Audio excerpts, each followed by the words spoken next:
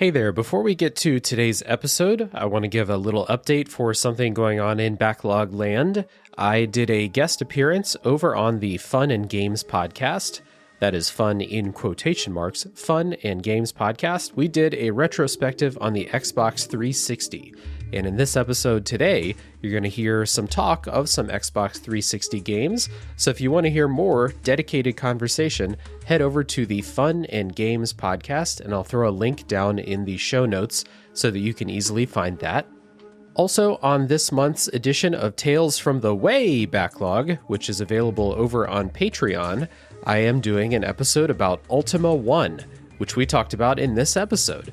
I got the inspiration to go back and play Ultima 1 by talking with Felipe, so you can go over to Patreon at the $5 tier and higher. You get this bonus show where I go back and play old retro games to fill in those holes in my gaming history. And that leaves me just to thank the wonderful people who support the show on Patreon and make this all possible. So thank you to Chris Nelson, the Top 3 Podcast crew, Chris Copleen, Eric Guess, Rick Firestone, Nick Ficori, Jill, Jeff, formerly Jerf, Kieran, Soccer, ZNA, Cupcake, Kyle, Christian S., Matt aka Stormageddon, JD, Doug Leaf, Jason Emery, Brian Skirsha, Randall, Jake Martin, Jenny E., and many more. Thank you all so much for your support. If you're listening and you'd like to be like them, you can head to patreon.com/realdavejackson. And with all that being said, it is time to dive into CRPGs.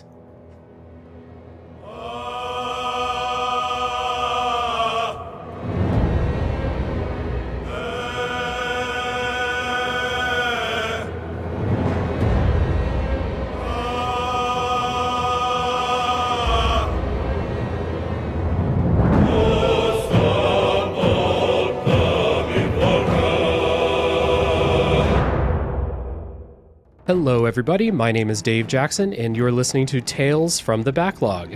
This is a video games review podcast where normally I bring on a guest to bring a game out of the backlog, play it, and discuss.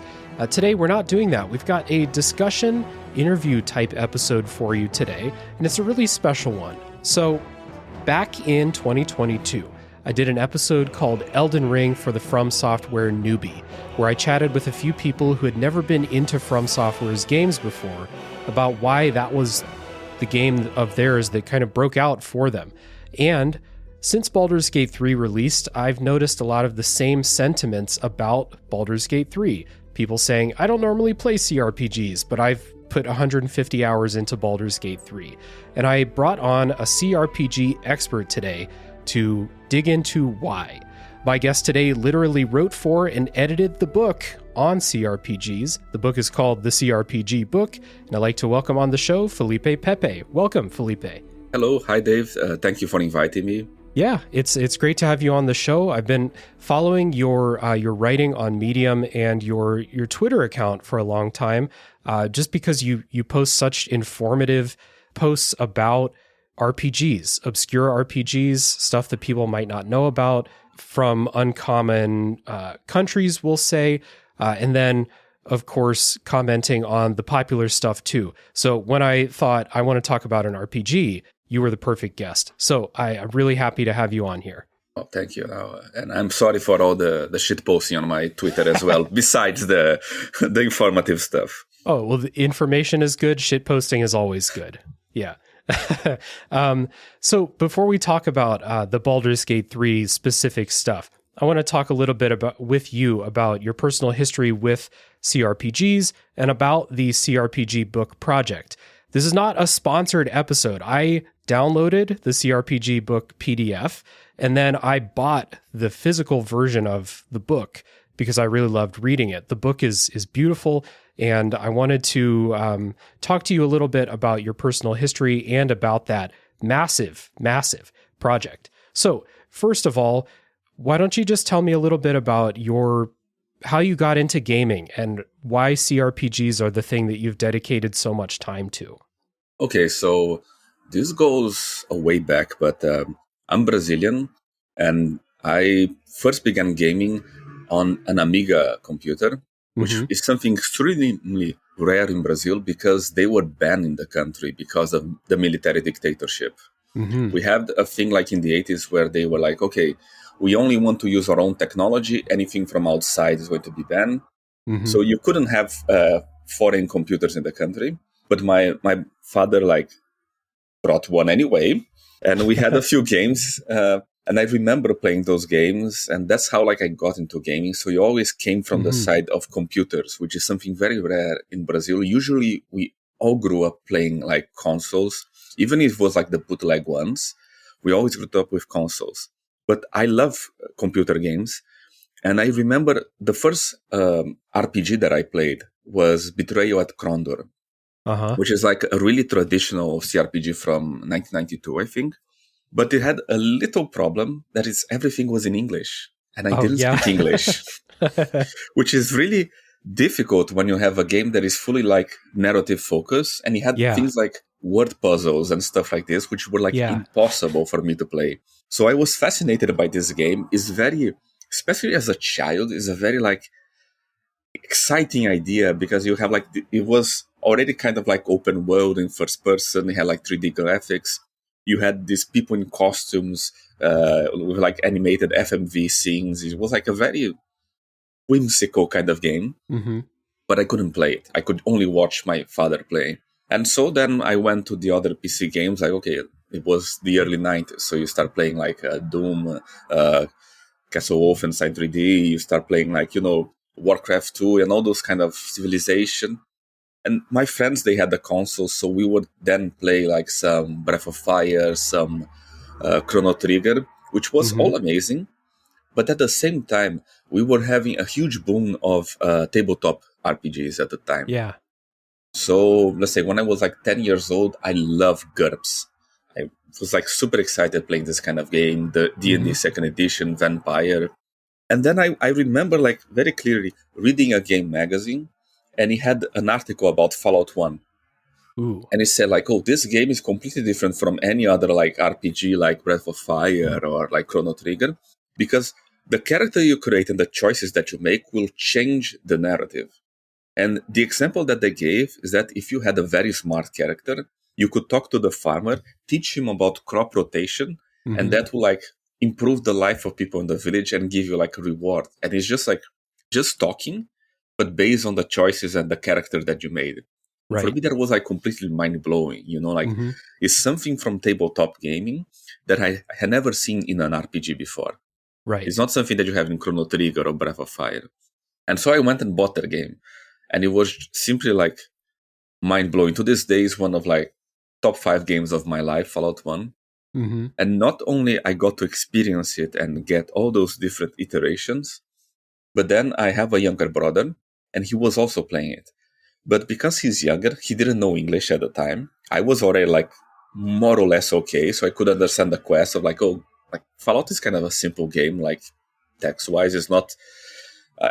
it would have been possible for me to play Disco Elysium at the time, but Fallout was okay. But my brother couldn't understand English. So he played the entire game just killing every single character in the game. And for me, it was amazing that not only he could do that, but the game would reply to this. So he had the karma oh, you're the child killer. You're vilified in every single city, and he got a different ending because of this. When he saved the vault, he's the... spoiler for a almost 25-year-old game, but if you have bad karma when you save the vault at the end, and the vault dweller, the vault overseer tell you that you cannot stay on the vault anymore, if you have bad karma, you shoot him. That's the last scene of the game. If you're a good karma person, he says you can go and you just leave, and you wander through the ways. If you're bad, you shoot him. And I saw this, I was this is insane. My brother simply played the game, killing everyone, and the game replies to this and have a different ending. Yeah. So from that moment, I was completely hooked on RPGs. I was okay, I want... Which other games do this? Wow, that is starting gaming in the deep end, really. So how old were you when you played those first ones that you talked about? So Fallout 1, I was about 12 years old, more or less. Okay, yeah. But the others one, I was let's say... 6, 8 years old, more or less, so like still like very young. That's why like I couldn't understand anything. It was just like Right. really cool. You explore it, the world, the guys in costumes talk to you. You're like, oh, what are they saying? It's like, yeah, it's interesting. Like I think that's a pretty, at least from my experience and my friends growing up playing games, everyone got started playing Mario or fighting games, or like for me, I like the Power Rangers. So I had the Power Rangers game on the Game Gear and stuff like that. And then like probably the most complicated game I played in like my early childhood, was like Ocarina of Time or something like that. But what you're talking about, like Fallout, is like leagues more complicated than something like that. So yeah, you were shaped and molded at an early age. No, I was a huge nerd. Like the other game that I loved at that age was Civilization 2. Uh-huh. And I was such a nerd that I don't know if you ever owned the actual game, but it came with a huge, thick manual that explains like all the civilizations and everything. Mm-hmm. And I used that to write a report at school. Nice. Because it was like, okay, what is monarchy? And he had like 2 pages explaining monarchy for some reason. There you go. And I was like, okay, I'm going to use the Civilization 2 manual to write an essay for school. Yeah, probably more entertaining for you than your textbook, for sure. Yeah, and we didn't have internet, so it's like, okay, what do I have here? Yeah. I can go to the library, or I can just look at the game manual that I already have. Yeah, much nicer. Yeah. Cool. Like, so I had not really expected you to get in that early to CRPGs. Like for me personally, my first CRPG, I suppose, would be Morrowind when it was on the Xbox. And I was probably 17 when I played that for the first time. And that like dominated my life for like 2 years. It was just go to school, go to work, play Morrowind. That's basically all I did. And then I kind of followed, I think Morrowind introduced a lot of people to console CRPGs like KOTOR and Mass Effect and stuff like that. And then I've recently, in the last like 5 years, gotten really big back into the genre because of Disco Elysium. Mostly, that was the first one that really got me back in. And then the Divinity Original Sin series. And then I've actually gone back and played some of the older classics like Planescape Torment, Fallout 1 and 2, and stuff like that recently. But you've been in it the whole time. That's awesome. Yeah, it's also a bit sad in a way because we had like a really bad time. Because like that time that you said was amazing, like Morrowind, and then you have Neverwinter Nights, Arcanum, all about like the early 2000s. But then like from, let's say, the mid-late 2000s to until you have, I don't know, 2012, 2015, when they say like the RPG Renaissance, also like with Divinity, this kind of game, we had so few games to play. Like if you were like a hardcore like PC gamer, it was a very bad times to be like, yeah, very few options. Was a rough time. Yeah, that's part of like why Baldur's Gate 3's success is really surprising to me. Like, not surprising because it's not a great, wonderful game. It was my favorite game from 2023. But like you said, like people weren't really making these games like 10 years ago. People had to do Kickstarters to make these. If your name wasn't BioWare, you had to make a Kickstarter to make a game like this. Yeah, it was like I was already like at this time like online in forums talking about RPGs, and it was like you had BioWare and Bethesda. That's it. Yeah. All the rest was like, oh, let's say Piranha Bytes made Reason 1, and no one in the West cared about it. Like it was like only people like in Germany and Poland were playing it. You know, it was a kind they would call like Eurojunk, and no one would pay attention. So yeah, for me it's also like really amazing. Personally, I think like as someone who like studied and did like this analysis, historical analysis of how the genre progresses, I think the last few years are simply the best years in history for RPGs. I know some people will get angry when I say this because they prefer the early 90s or the late 2000s, but I think we never had so much variety because like in the let's say when you have like 1999, 2000, you had some fantastic games. Probably like the biggest amount of classics in just 1-2 years that we have. but the amount of variety and like options that you can choose, like if you want a tactical RPG, you have a tactical RPG. If you want an immersive scene, you have one. A roguelike, like every single genre, every single type of game, you can find something very good now. So I think this is really like unique. Yeah. I mean, I always kind of have the sentiment that every year is the new best year to love video games because you can play all the stuff from the past. But like you said, there's so much variety of new stuff coming out that even if it's your job to play video games, you're still not going to be able to play all of the good stuff that comes out. And game making tools are so much more accessible now that anyone who, is able to and has the drive to can kind of make the type of game that they want, or like take 2 or 3 things that they like from other games and mash them together and make their own thing. And CRPGs especially are pretty complex, but people are making it work, and it's really cool to see. Yeah, for me it's crazy that like some of my favorite games from last year were made by like the classic CRPG made by one person. It's like crazy that this can be made. And also the second thing that I think it really helps is that we don't have that many, language barriers anymore. Because now, like, even if you want to play like a Chinese RPG, it's probably going to be on Steam in English.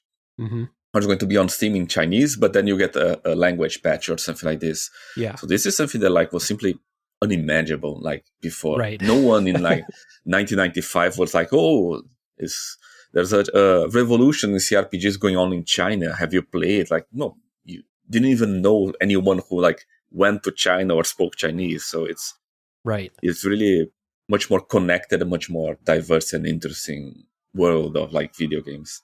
Yeah, absolutely. Yeah, it's especially great for people whose first language is not English. I mean, I'm in a lucky position where like, unless I want to dig into Chinese games or obscure Japanese games or something like that, like everything's made for me most of the time. So it's great that, localization, people can make, a translation patch if they want, even for old games that were never localized. That stuff is awesome. So I have a couple of questions here from a community member, Pieboy, who had some questions for you. Pieboy wants to know, since CRPGs have been around for a long time and changed quite a bit during that time and kind of, branched out into many different subtypes, etc., asking if you have a favorite era or particular style of CRPG. Like Pieboy mentions the classic Ultima adventure style, or blobbers, or Infinity Engine, or even modern stuff, or first person. Lots of diverse stuff to pick from. Oh, that's a good question. I really like, it's a very niche thing, but there is a style of game that I think is my favorite, and is I'm very sad because very few developers make this kind of game. It's not a popular style.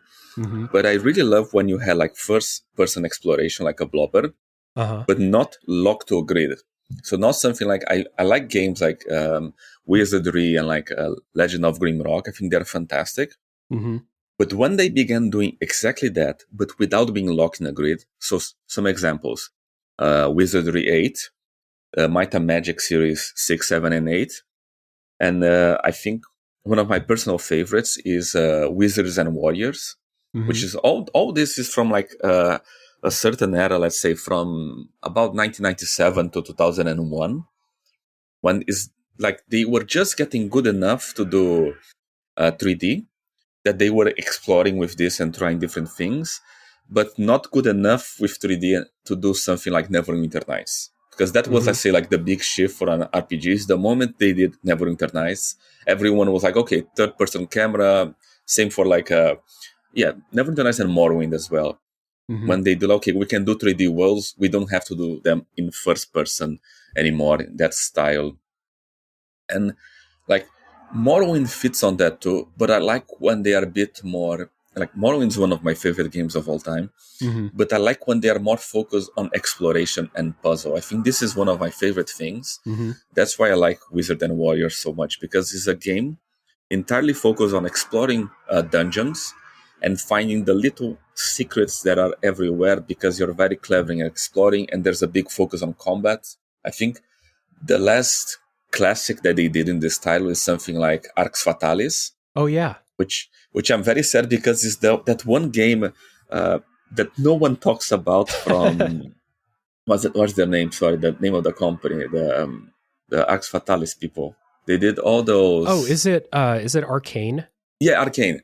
So Yeah. Arcane did all these classics that everyone likes, and people love to praise the. Oh my god, I'm terrible with names. The one that you play an assassin jumping around cities. Dishonored, yeah. Yeah, Dishonored. People talk all the time about Dishonored. They talk about Prey, but no one talks about Arx Fatalis, which I think personally is the best one that they did. I was so disappointed by Redfall that I bought Arx Fatalis on Steam. So if I play that, I know who I'm going to hit up to do an episode of the podcast about it. Yeah, I'm a huge fan of Arcane, but like most people, I started with Dishonored, played Prey, Deathloop, basically everything they've done since Dishonored 1, but I think I should go back in time. It's a good recommendation. Yeah, it's a really interesting RPG. It feels like a clash between generations because it's someone trying to bring the Ultima 1 and 2, Ultima Underworld 1 and 2 into the Xbox. Mm-hmm. And it's so interesting. Like there's so much that you can do. There's so many, already like a mix of immersive sim and dungeon exploration. I really like it. It's very unique type of game. Awesome. Yeah. Okay. Gonna push that up the backlog for sure. Another question from Pieboy here, kind of related to the first question, is since we know that you grew up playing, we'll say early, in air quotes, early CRPGs, and you've obviously done a bunch of research about them for the book project. Do you still really enjoy playing those old ones? Would you boot up Ultima 1 for an afternoon just for fun, or is it more of a historical interest at this point? I think some of them really depends. So like, I'm not a very big Ultima fan. Uh-huh. Like for me, the Ultima series became like really interesting in Ultima Underworld. Okay. What they did like from 1 to even 7, I'm not a big fan of those games, but I'm a huge Wizardry fan, like exploring dungeons. So Wizardry 1 is still a game that I play that I find extremely enjoyable. Dungeon Master. I think even, like going back to the 80s, I think Ultima Dungeon Master, Pools of Radiance is kind of like a bit like stretching a bit. But I still find those games like very enjoyable, especially when I'm finding them from places that I didn't know before. So when I was, we were talking like before the show began, I was exploring more like Chinese and Korean games. Mm-hmm. Finding Chinese games from like the early 90s for me was amazing because it's the same ideas being explored like in a completely different cultural context. Yeah. And even like those games, like, okay, they have a lot of issues, but issues like UI and stuff like this that don't really bother me much. Mm-hmm. What I really dislike in old games, and that goes even to JRPGs, is the grinding. That bothers me way more than, let's say, a bad UI or having to emulate the Apple II and playing a game from 82. That doesn't bother me. It's kind of funny because there is this moment in the dawn of RPGs, like in the very early first half of the 80s, that the games are extremely experimental and they don't have a lot of grinding. Mm-hmm. So you can beat, like, let's say, Ultima 1, you can beat the game in 2 hours.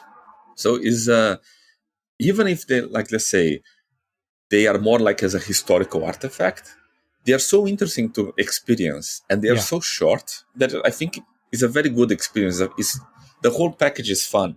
If it lasted 20 hours, I would probably not play it. Mm-hmm. But as a short, like, historical and still very creative, like, if talking about Ultima 1 is a game that you start like exploring the open world and you end like fighting TIE fighters in space.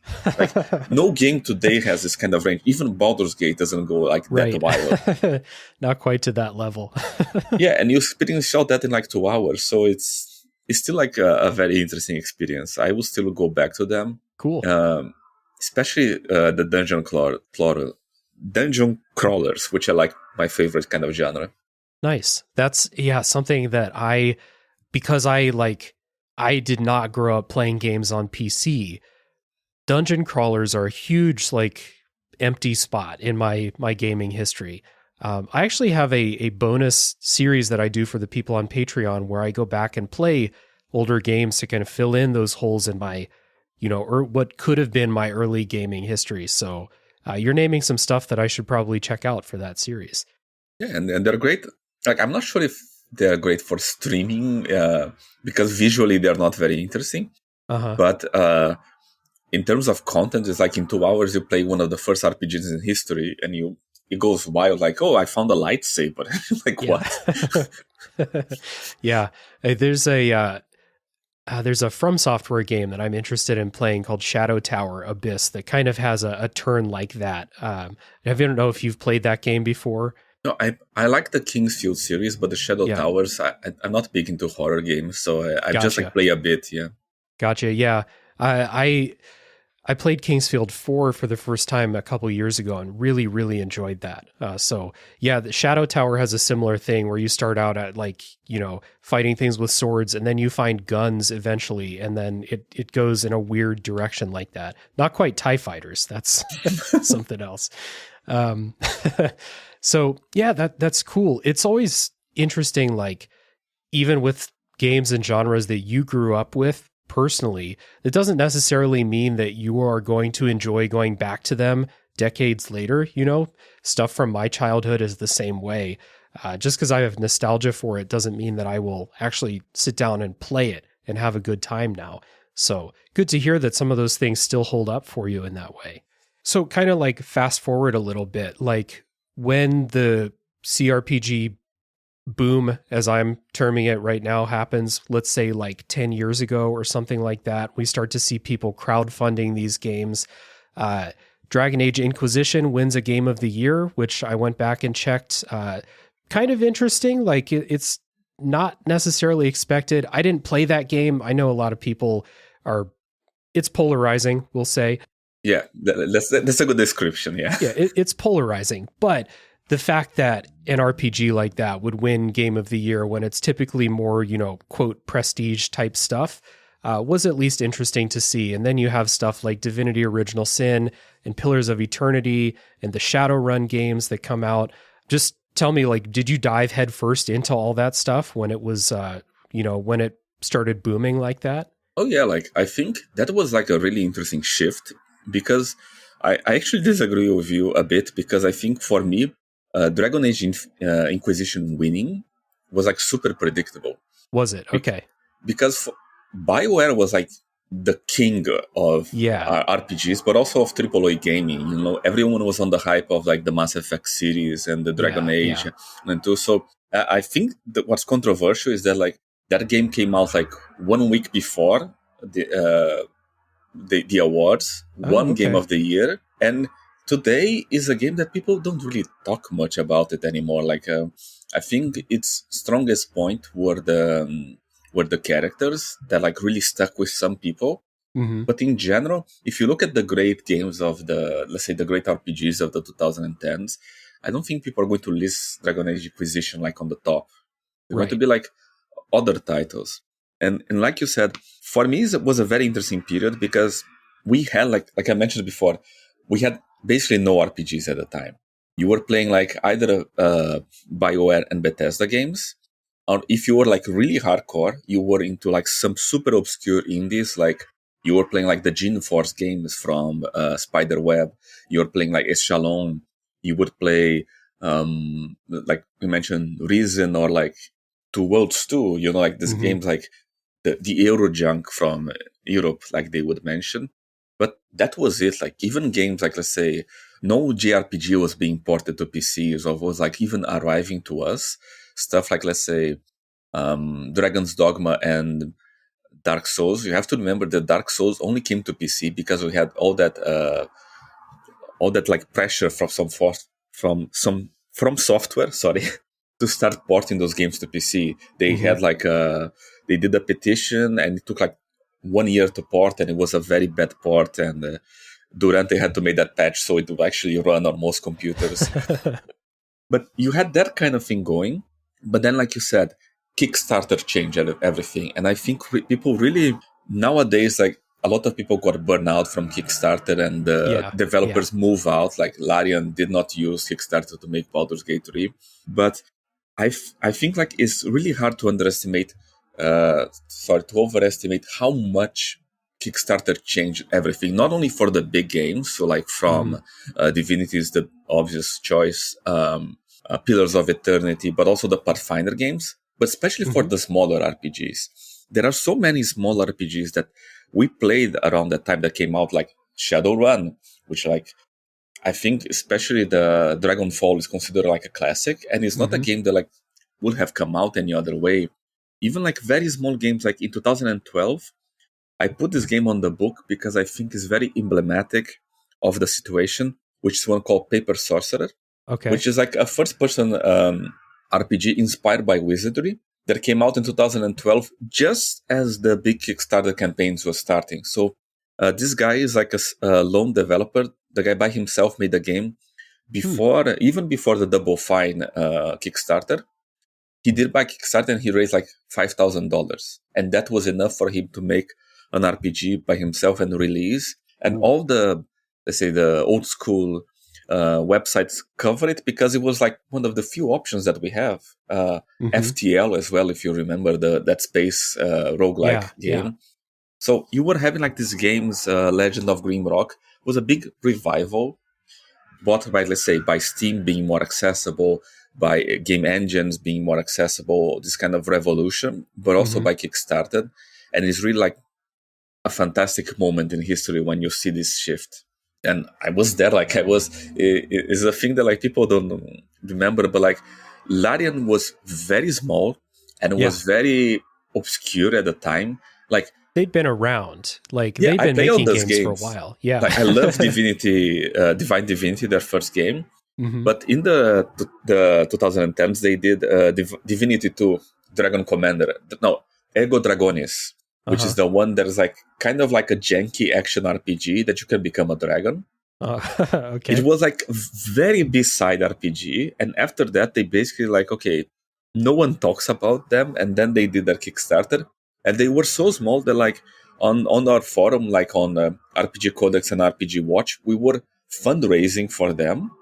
And if you boot up Divinity Original Sin 1, the logos of the forums appear when you boot up the game. It's like, oh, thank you for the... So, like, this is the scale you're talking about. Like, what the company that now made Baldur's Gate was thanking, like, forum members and stuff like this when you boot the game because, oh, you gave us, like, $10,000 and that really helped. It's like, it's crazy.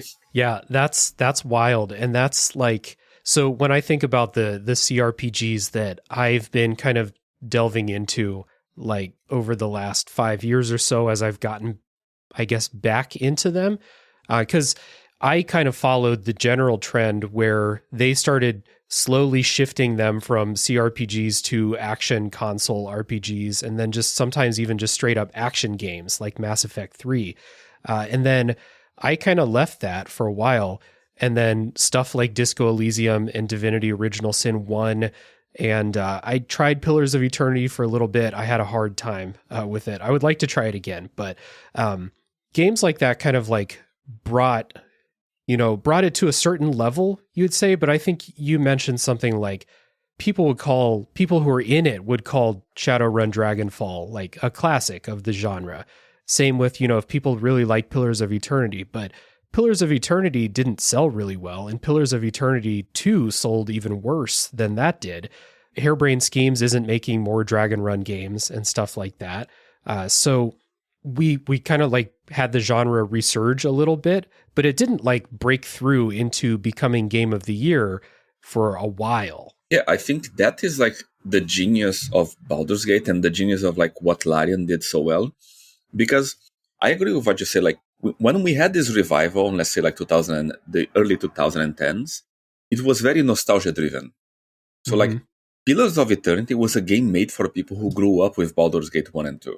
Yeah. And like they were very open about this. It was funded by those people. It was for those people. So like if you're not used to like controlling 6 people in isometric view in real time, it's going to be a mess for you. That it was a mess for me because of that. Yeah.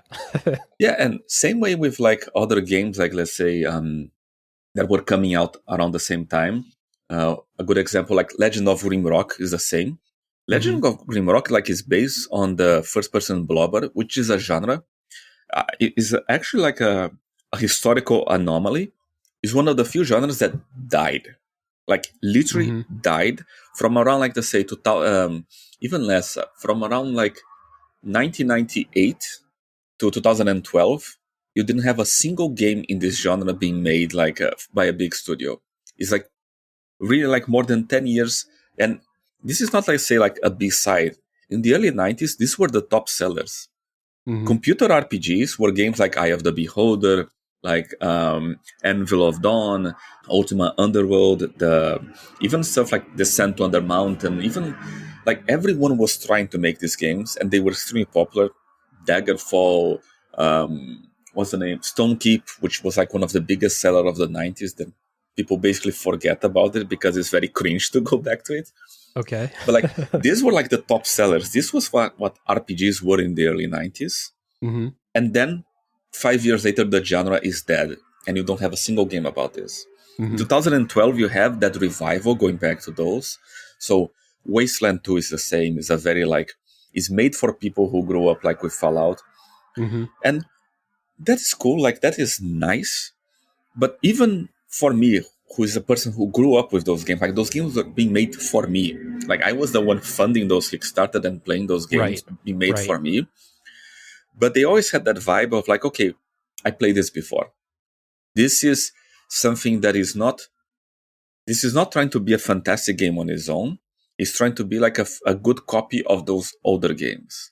And I think what really sets apart some games like Divinity Original Sin 1 is that it's like, no, I want to be my own thing. So like I have a foot on the past. So like Original Sin 1 is like heavily inspired by Ultima, especially Ultima 7. Sven, like the owner of Larian, is a fanatic about Ultima. I actually contacted him and I asked him to write about the Ultima 7 for the book. He replied, but he was too busy making Divinity Original Sin 1 to help. But he was like super nice with me, and he was like, "Oh, I love this game. I wish I had time to write a review about it and everything."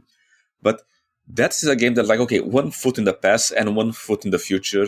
And then when they try to do things like, okay, we're going to add multiplayer and we're going to add like a bunch of things that are not something that the other games have. Like, of course, like Baldur's Gate 1 and 2 had multiplayer, but no one actually played them that way.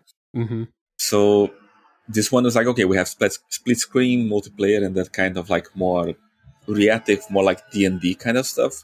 I think that is what really defines and change things. And that is what really brings us into this kind of revolution, that you have this first step, which is like, okay, let's bring back what we were doing in the past, which like Pillars, Wasteland 2 and everything. And now I think we are in this moment when it's like, we have been for, I think, the last 3 years, more or less, that, okay, this is what we did in the past. How can we do this and bring it to today? Like, get the best of the past and the best of today. Yeah. And I think Baldur's Gate is such a classic. It's going to be like this watershed moment because it's the game that nails it on the head. It's the perfect combination of everything from the past with all the advancements, and is even like very forward looking in the way that it handles multiplayer and stuff like this. So I think that is the key. This is why, like, even let's say I was enjoying those old school RPGs, the Pillars of Eternity, but you weren't, but now you're enjoying Baldur's Gate. I think this is the key element of like making them accessible and modern and also like forward looking and more interesting.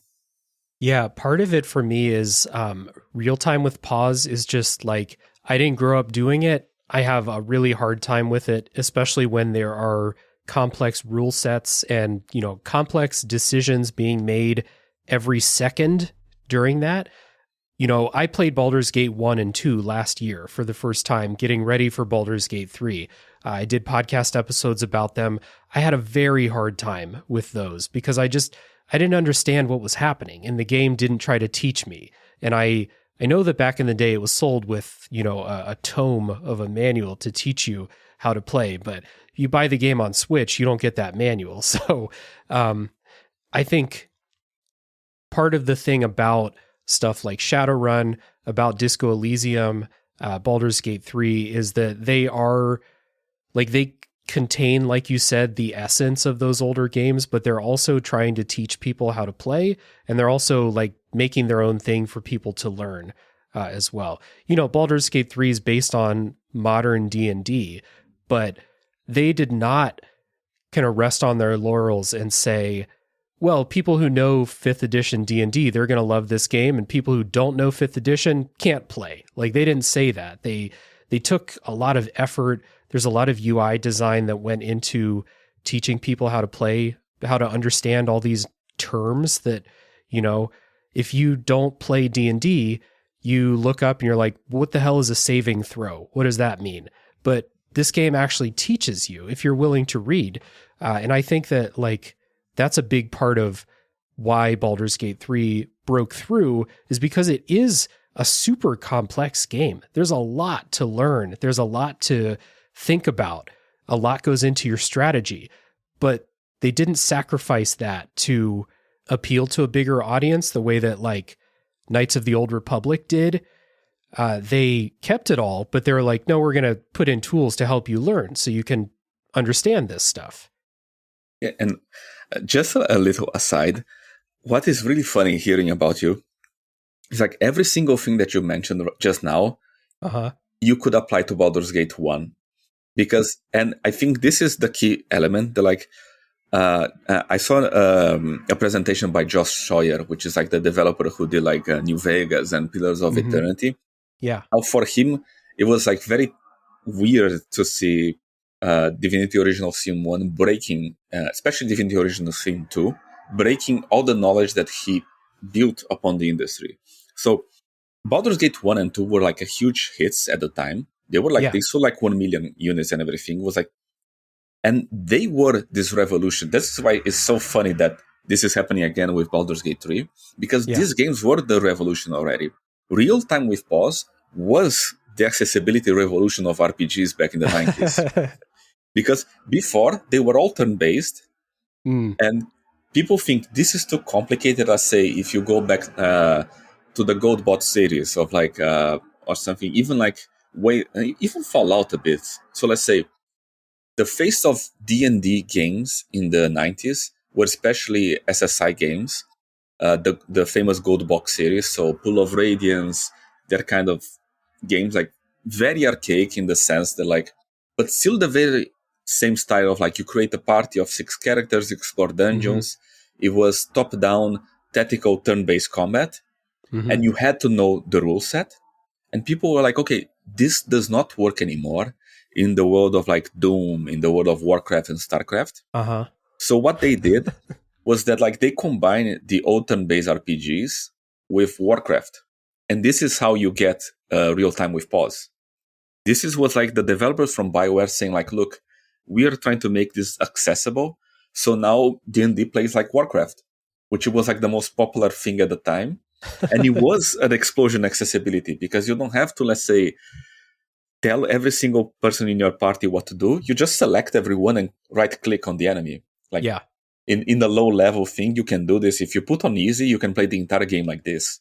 So Baldur's Gate 1 did this revolution. But now I think not only UI and our game-making knowledge, in a sense, evolved so much, but also people don't play RTS anymore. It's not, like, a very popular genre. Like, it's not the peak of popularity like it was Warcraft 2, Age of Empires, StarCraft, and everything. Yeah. So now that became, like, weird, but turn-based combat done in, like, a controller with, like, modern UI is much more accessible. So it's really funny for me to see this going around. And I completely understand this is why that first wave of RPGs were so weird.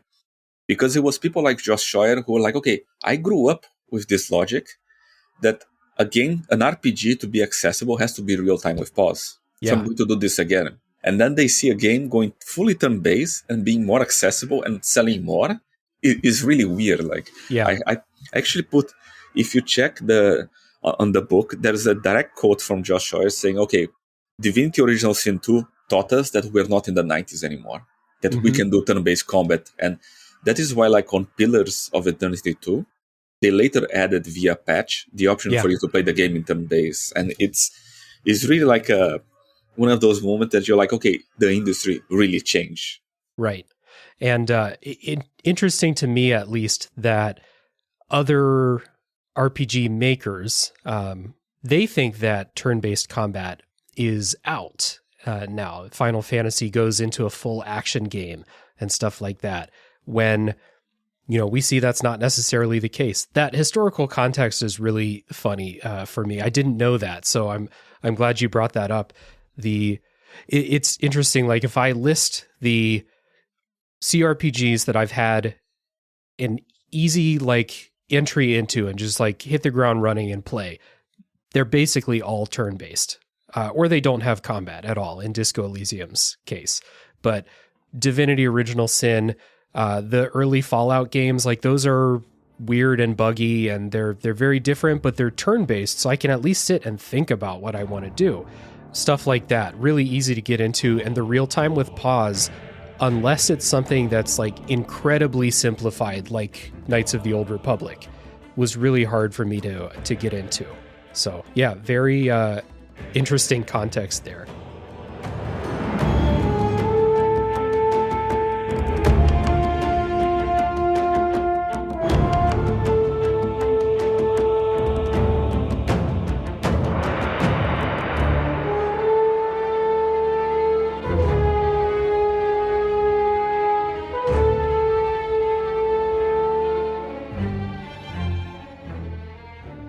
Do you have anything that really stuck out to you? We've been texting back and forth about Baldur's Gate 3 the last several months when we've been planning this episode and stuff. You're in the middle of a playthrough right now. I beat the game a couple weeks ago. Is there anything that stands out to you that you feel is one thing that you can pinpoint as to why we had this rise of other CRPGs, the Pillars of Eternity, the Divinity Original Sin series, etc., but they didn't break out into the general population. They didn't top the Steam sales charts or break records for concurrent players on Steam. Baldur's Gate 3 did. So is there anything that sticks out to you as to why? Why was this game such a success, beside the fact that it's a very good game, For me, there's 3 pillars to this. Okay.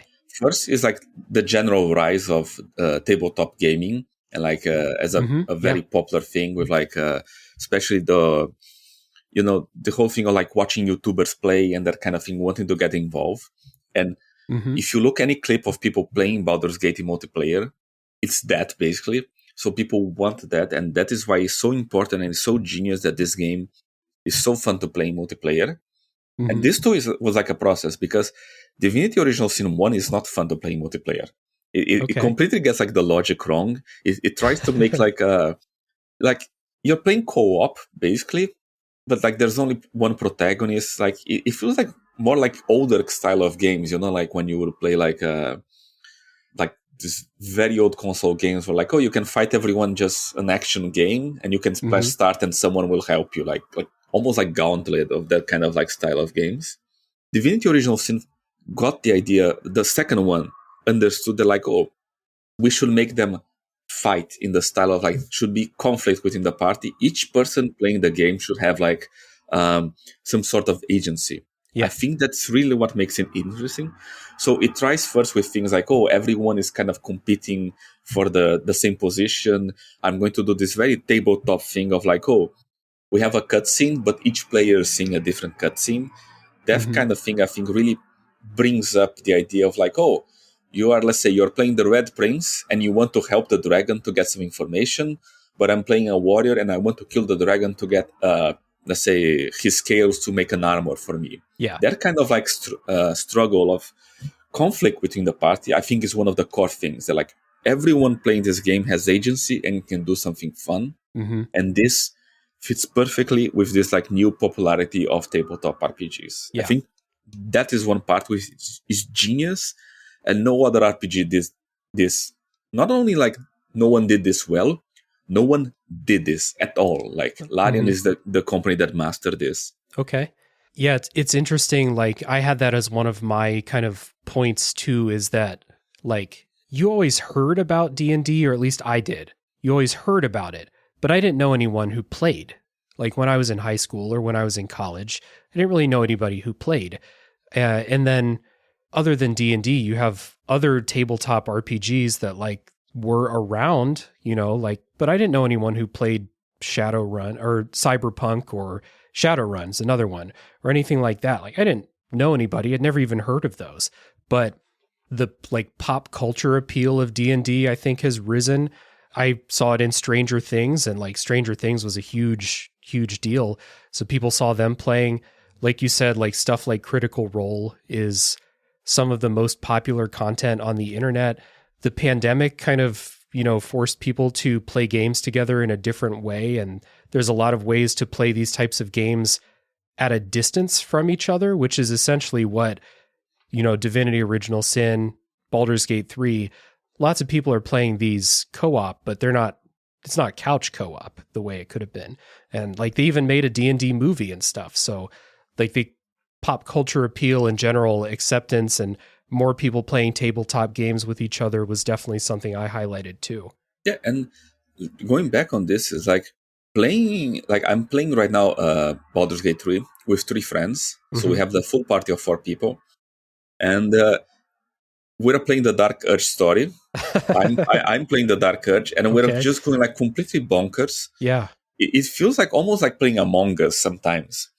Because it's like, oh, we should talk to this NPC. No, I just kill him. Yep. And it's such a fun, like, it's so funny that like not only the game lets you do this, the game reacts to this. And like there was one moment where like the party was trying to stop me from getting to an NPC to kill him. So they were pushing me off the cliff, like that kind of thing. I was trying to climb the cliff and one of them would just push me. And I was like, you killed me. And they're like, oh, we're waiting until we finish the quest. Then we're going to revive you. Okay. Then you can come back. You can satisfy your dark urge. Yeah. And like that kind of thing, like no other, like I wrote a book about RPG history. No other RPG in history did this. Yeah. I think the first one who actually nailed this was like Divinity Original Sin 2, but Baldur's Gate takes it to other levels. Yeah. So it's really like, I think people underestimate just how important this is, even if it's not everyone is playing multiplayer, of course. Right. But even watching people live stream themselves playing this game in multiplayer is huge and helps people want to buy the game and play it as well. Yeah. One of the community members named Dog Nozzle, who's a patron of the show, thank you, Dog Nozzle, says that it seems like they have seen way more people talking about playing Baldur's Gate 3 co-op than any other CRPG. I know Divinity Original Sin 2 had co-op because that's how Dog Nozzle played it, but it feels so much less janky in Baldur's Gate 3. Like it was an important feature that they designed around rather than something they threw in as an afterthought. Between that and social media appeal, which we'll talk about in a second, Baldur's Gate 3 somehow feels less lonely than other CRPGs, which Dog Nozzle says is the ultimate genre for don't bother me. I'm locking myself in my room for the next 120 hours.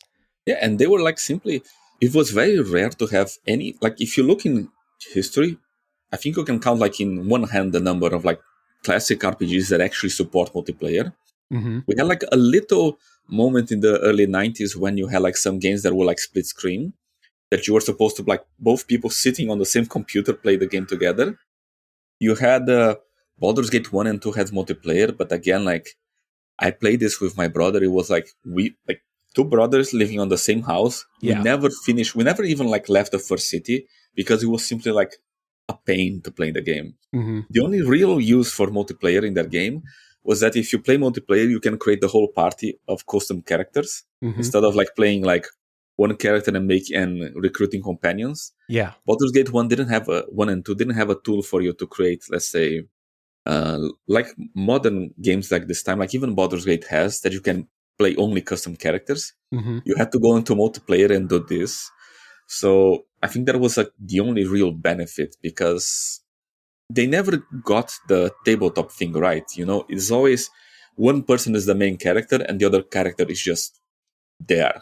Yeah. I don't play basically anything co-op unless it's a game that you have to play co-op. So I'm kind of on the outside looking at everybody else who's playing it co-op, but like I don't hear anybody saying like that playing Baldur's Gate 3 co-op is a chore or that it's janky or that it's broken or anything like that. the only thing that I hear is stuff like you were mentioning, where it's like, I'm playing with my friends. One of my friends just wants to create chaos. And so, like, worst case scenario, you miss some of the story because your Dark Urge friend keeps killing all the NPCs or something like that. But you're creating your own story when you have something like that. So it's not like you're breaking the game to a point where you can't play it. Yeah, and that's just what the game is so brilliant, because like one of the jokes that we have is that like we have so many clutter in our inventory because we kill every single vendor. We don't have anyone to sell items to. And, it just keeps like organically creating this kind of stories, which is the core of a good tabletop RPG section. Like I grew up playing those games. It's something that like we were talking before, like Baldur's Gate is not a perfect game. There are some small details that you can complain about it. So like, I heard people saying that like, okay, the story when you close it is not as good and everything. It could be better. The whole thing is like, if you check tabletop modules, the stories that you play, they all have like very mediocre story. But no one remembers like, oh, I played this RPG session and we killed Astrala, the last king of the valley, and this made the peasants happy again. No. You remember that like, oh, I was exploring a dungeon, like this dumb thing happened because my friend was stupid. And this is the thing that like, this is what tabletop is built around, and this is what Baldur's Gate really understand. That like maybe the story that the game is presenting is kind of like okay. It's not bad. It's just like okay. What you're going to remember is all the dumb thing that you did all the way around. So like I was like again playing the Dark Urge, playing evil on the second chapter. I don't want to give like spoils, but like there is this evil guy that you can work for him. Or like usually players are going to betray him and kill him. Yeah. I was like, okay, I want to see where this goes. So I just kept working from him. He kept asking me to do like the worst things for me. Like my ultimate goal was to kill him, but I was still helping him the entire chapter. And everyone was like, why are you doing this? I want to see where it goes. And of course, this screwed me up in the end, but we were just like trying and like pushing it as far as we could to see if the game would break or like what will happen. And this is like wonderful because other games don't let you do this. Like, which is like, let's say, what are the other big popular RPG series that we have? Something like Dragon's Age, especially Mass Effect, I think was the last. Mass Effect and Skyrim was the, let's say, the big hits of popularity. You cannot go in Skyrim and kill Ulfric Storm King. He's not a killable NPC. You can attack him. He's going to say, don't do this again. Like, if you're playing Mass Effect, you cannot go into the council and shoot everyone because like they don't let you go full Spectre all around. Like, you cannot push the system any further. Like, it's very linear. It's very like on the rails. And Baldur's Gate 3 doesn't care. You can do like whatever. It's really magical. It reminds me, and this is where I see like a lot of the Ultima inspiration that Sven has in Larian. If you play Ultima 7, you can literally destroy the entire planet. There's it's a little Easter egg, but there's a spell called Armageddon that destroys the entire planet, and you can cast it. Okay. And you can play like, and the whole world is destroyed, and King Lord British goes to you like, why did you do this? Are you crazy? Like, you just destroyed the planet. Like, you're like, I just wanted to see what would happen. Yeah, and now I will reload. But like, you can do this, and it's something that is kind of like lost in modern RPGs. Like, you play a lot of Morrowind, you can kill everyone there, and the thread of prophecy is severed, but you can continue playing the game in this doomed world. It will let you do all the wacky stuff. Like we were talking about, like my brother played Fallout 1, killing every single NPC in the game. And then he killed the Overseer in the end, and the game was like, yeah, this is your story. Yeah. This is the kind of thing that that would be like, let's say, the second pillar, that like it brings all the complexity, not only in systems, like, oh, you have all the classes and everything, but you have all the reactivity, the choices. You can do quests any dumb way that you want, and the game's going to react to that, which is something that was completely removed as games became more mainstream and more polished, Yeah. As you play Mass Effect, it's like, are you good or evil? And that's it. You can only be that. You cannot be like, oh, I'm going to be like smart and just steal this, or I'm going to just ignore them. So I think that's the second thing. Like, you have all the complexity of quests, of reactivity of classes, And the third pillar that really makes Baldur's Gate is the presentation. Like, we have to talk about this. Like, it's something that, like, I think goes even further, like The Witcher 3, which was already like let's say, the high bar for the industry.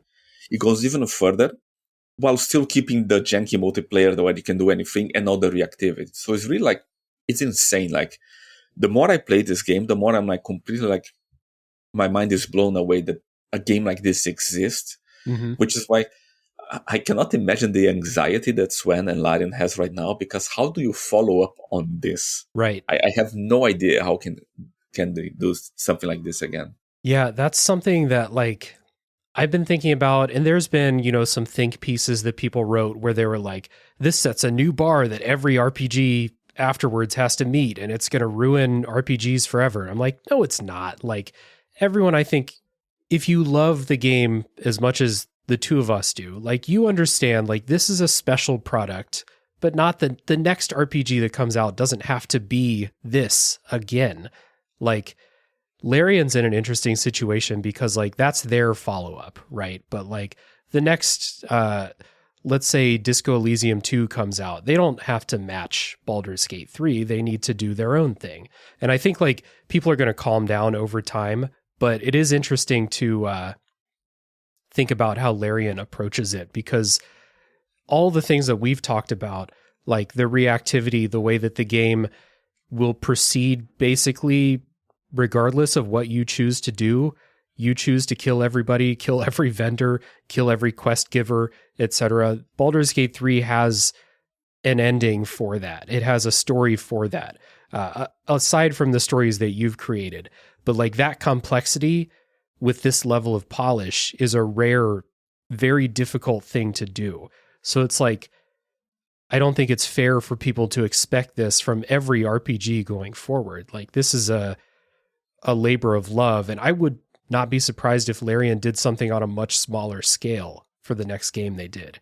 Yeah, like, for sure, I'm not worried about the industry in general, because like, historically, it simply never happened that one big hit is followed by another big hit in the same style. It historically never happens. Like, if you have, like, let's say, you have Mass Effect being the huge hit, which is like a linear, party-based, cinematic adventure. The next one is Skyrim, which is like the complete opposite. It's like, oh, this open world, super easy exploration game. And the next one is Dark Souls, which is like, okay, we're going to like smaller scale and going super hardcore. If you think about, like, say, the peaks of the RPG genre, they completely keep changing. And then from Dark Souls, you go to like The Witcher 3. So it's like completely keeps changing. It's never the same thing.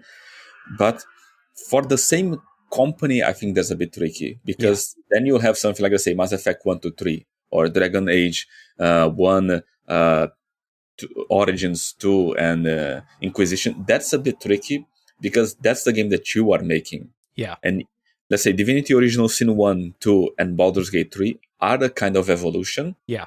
Of course, what came before is completely different. Like, there's basically nothing connecting really Divinity to Echo Draconis to Original Sin. Like, it's the same setting, it's the same villains. Like, I wonder how many people even understand the lore, because you have to play like basically all those games. Like, Original Sin 2 is like like the ending of the game is a reference to Divine Divinity, which is a game from 2001 to like 100 people playing. This is like, I think YouTube videos made a lot of like heavy lifting about the lore and everything. Yeah. But yeah, I don't think it's going to, like, the next big game is not going to be Baldur's Gate 4. It's going to be something completely different. Yeah. Maybe Dragon's Dogma 2. I hope so. But I hope so. Yeah. But I think it's going to be something completely different that, let's say, learns from Baldur's Gate 3. I think the big legacy of Baldur's Gate 3 is the multiplayer. That is what I expect. That, let's say, the poor people at BioWare right now are like, how can we put multiplayer into the next Dragon Age or the next Mass Effect? But I don't expect anyone to be trying to be like, oh, we're going to do the next big Baldur's Gate outside of Larian. Yeah, I think cooler heads will prevail from people who are making decisions about that, because it's frankly, it's an insane thing for everyone to expect everyone to do. The presentation, I think, is a good shout out for Baldur's Gate 3. And it's not like there haven't been, like, quote, modern looking CRPGs recently or out there, but I think that like when you are thinking about why it hit such a mass appeal, like you do have the isometric view, but you don't have to have the isometric view. You can move the camera around however you want in that game. When you talk to all the characters, and Baldur's Gate 3 has so much dialogue, so much voice acting, the characters are right in front of you. Like you mentioned, The Witcher 3, very similar to that. And that presentation kind of, I think, helps sell the performances. Like people get really attached to the characters in Baldur's Gate 3. And that presentation of the characters or important story moments with certain characters, thinking of like my favorite endings for certain character quests, like that all takes place with a more cinematic focus or a more cinematic presentation than the big climactic moments in Disco Elysium do. And that's a recent game. But that stuff takes place mostly through just text and listening to the voices, and you see what's happening, but you're very zoomed out from it. Not that it's any less impactful because of that, but if someone's just watching a stream, for example, then they're maybe not going to pick up on, or they're maybe not going to connect in that same way. So yeah, the presentation was a good shout. Yeah, and I think a lot about the presentation because of games like Pathfinder, which I don't know if you play them. Like I haven't. So Pathfinder, especially the last one, Raft of the Righteous, is basically the same game as Baldur's Gate 3. Like in the sense of like mechanics, it's the same level of complexity. In some ways, goes even further. Like the amount of options of like narrative choices and reactivity that you have in their game is absolutely insane. Like by the end of the game, you can either like, let's say, be like a holy creature, raising armies to fight the devils, like armies of angels, and like everyone is super holy, and you are actually like a divine creature with special powers fighting against the armies of demons. Or you can be an actual lich, and everyone in your party you kill and you raise them as an undead. Like you can play all this. Like it's insane how much options and how much depth, and like the character creation of that game is like 10 times more complex than Baldur's Gate. And like you can play as a little, let's say, you can play as a hobbit. What's the legal name of the hobbit? Halfling? A halfling, yeah. Yeah, you can play as a halfling that is like a knight that rides on a triceratops into battle. That's one of the members of our community, Zulgeek, was talking about. Zulgeek is a serial character creator, and then like play a couple hours and then make a new character. And he's been talking about all of these just wild, creative characters that you can make in that game. So yeah. Yeah, and it is fantastic, but it is an old school isometric presentation. Yeah. So like even as I'm playing, I was like, I really wish this would like zoom in, like, oh, you became a lich, and you see like your little sprite on the screen, and like you have a nice picture and everything, but like it's in your mind, which is really cool. But sometimes even like to show to your friends, like, oh, like let's say I wish I could like record a clip of myself turning into a lich that is not like, let's say, a super far away view of isometric characters talking to each other, you know? That thing really brings things to the next level. And it's not something that I can ask the Pathfinder developers to do. It's like, oh, why don't you spend like $200 million making this cinematic? It's like, which is the whole thing that like, when we were discussing this kind of games, like when we were talking about this before, when RPGs started to go mainstream and especially shifting to consoles, so like when you have like Mass Effect, when you had the first Dragon Age hitting, we would always ask people like, why can we not have a bit more depth? Why they have to be like streamlined? And I remember this conversation with a developer who said like, you cannot have a faithful recreation of tabletop D&D in an RPG, because what happens, like let's say you're fighting a dragon and use a grapple attack. I'm going to have to create the animation of your character grappling a dragon. And this is something like, and what if the character is small? What if you're grappling, like let's say a creature that is like an object, like you're crafting a ram or something like this? This was like simply like, they would say this is impossible. You cannot make this level of reactivity and animation.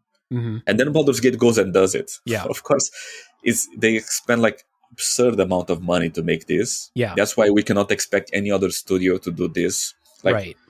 Maybe like only Bethesda and BioWare can do this, and BioWare is not even sure that EA would give them that much money. Right. But like, that is what is so mind blowing. That like they did what people always told us this is impossible. This is why roguelikes exist, because roguelikes, your character is like a little letter.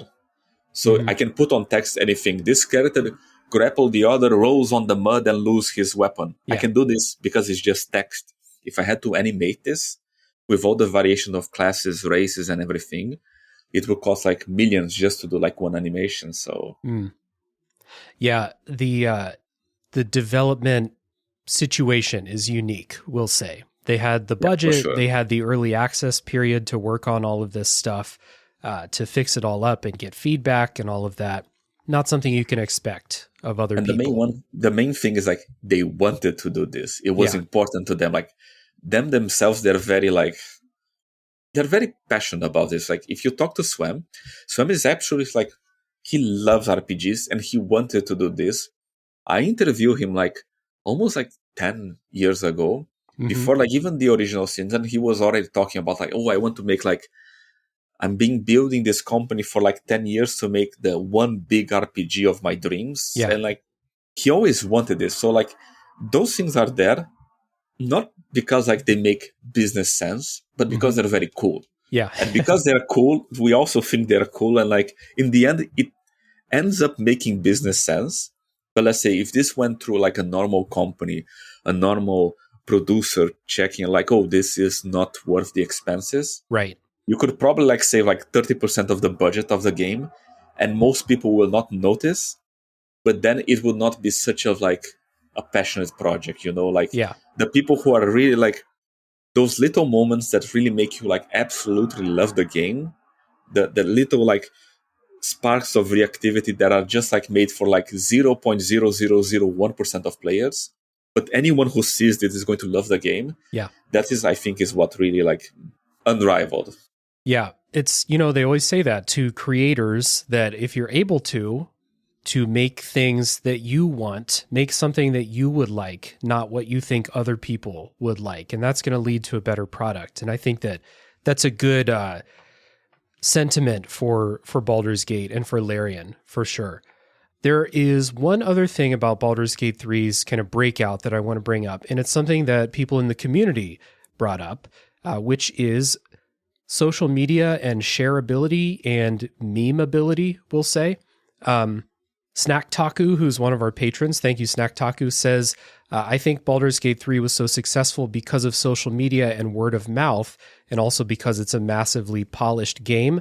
Snack Taku doesn't think it's because of interest growing in D&D as a whole, because that's stayed pretty consistent for a while now. And then Jake, who's a patron from the Pre-Order Bonus podcast, good show, former guest on this show, says, I agree about the word of mouth. Baldur's Gate 3 reached well beyond what most games do. My, quote, casual gamer, end quote, friends who mostly play Call of Duty and Fortnite were asking me about Baldur's Gate 3 and if I'd heard of it. And I don't believe Larian's marketing push was anywhere near trying to compete with those big dogs in gaming. Something else bridged the gap. And then last but not least, Adam from the Respawn Aim Fire podcast says, not even joking here, wasn't that massive spike in Google searches lined up with the bear sex reveal? So I think that there is a massive part of this that is like going back to the reactivity and the complexity of everything that you can do. All of those things make for interesting clips that you can share or that you can watch on Twitch and then go tell people about and say like, hey, I was playing Baldur's Gate 3. My character turned into a bear. And then we had sexy time with my, companion character and it was a bear or something like that. Like these things that I feel like in Baldur's Gate happen naturally. Like I played the entire game, not even going to pretend I saw all the content because it's not that kind of game, but I played the whole game and there were very few times when I saw something and was like, they put that in there because it's going to make a fun screenshot or clip for people to send to other people. Like all of the things that I was like, this ridiculous thing happened, I need to show people, all came up naturally. You know what I mean? And then social media and shareability plays a big part in spreading the word. Yeah, for sure. Like we're seeing something very similar right now, which is Paul World. That's right. Yeah. Which is just like this huge hit because everyone's like, oh, Pokemon with guns. And like, right. this is cool. And like, not only this, but like all the little things like you can capture humans with your Pokeballs. And like, yeah, this is cool. And like, I think, and this is like a very personal opinion of mine that like over time, the industry became like so formalized and so stuck to some, let's say, ideas of like gameplay and stuff like this. So like games like, let's say, God of War, which is like, is an amazing game, but it's a very like predictable game. Yeah. Everything weird about it is going to either come like from a story twist or something like this. And this is like, I'm sorry to say, we're basically the same age, I think. This is starting to become like boomer game. Yeah. Meanwhile, we have an entire generation of people who are growing up with Roblox, with Minecraft, with like this kind of like way more chaotic kind of game. Yeah. Which is what we grew up as well, like when we were playing Flash games. Like, yeah, right. If you were on Newsground, like on Newgrounds, yeah, you would play something like, let's say, Sonic Final Fantasy X. Yeah. Or like, this is the story of like, I remember there was an RPG that I really like called like Epic Battle. Oh my God, Epic Battle something, Epic Battle Saga or something like this. And the final boss was a zombie Goku from Dragon Ball. And like, yeah, I want to fight zombie Goku. And of like, course. It's cool. Like, I think when we go so much into like the industry, the professional side of stuff and everything, we forget how cool those things are and how sometimes you just want to see that kind of stuff. And like you said, Paul World does this intentionally. He's trying to be like a parody and trying to be very popular, and he's very successful at this.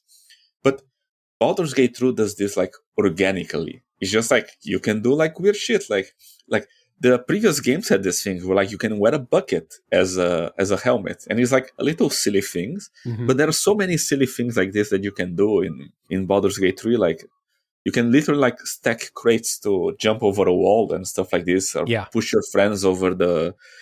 Like, all these kind of things are so fun and so interesting that, like, of course, they're going to become, like you said, organically become memes and things that you want to share. And I think I like that the industry sees this and, like, oh, maybe my game should have things like this as well, instead of being, like, so narrative, especially these kind of things that come from Sony. They're like Uncharted, God of War, The Last of Us, they're like, everyone has exactly the same screenshot. Everyone has exactly the same experience, because what is interesting is not what is happening in gameplay, is what is the game is showing to every single person, So personally, I'm very much way more interested in the chaos in the games that are like Flash games, like early MMOs. There are games like, which is kind of why I like exploring. We were talking before, I like exploring games from outside the industry. So like, let's check what China is doing. Let's check what Korea is doing.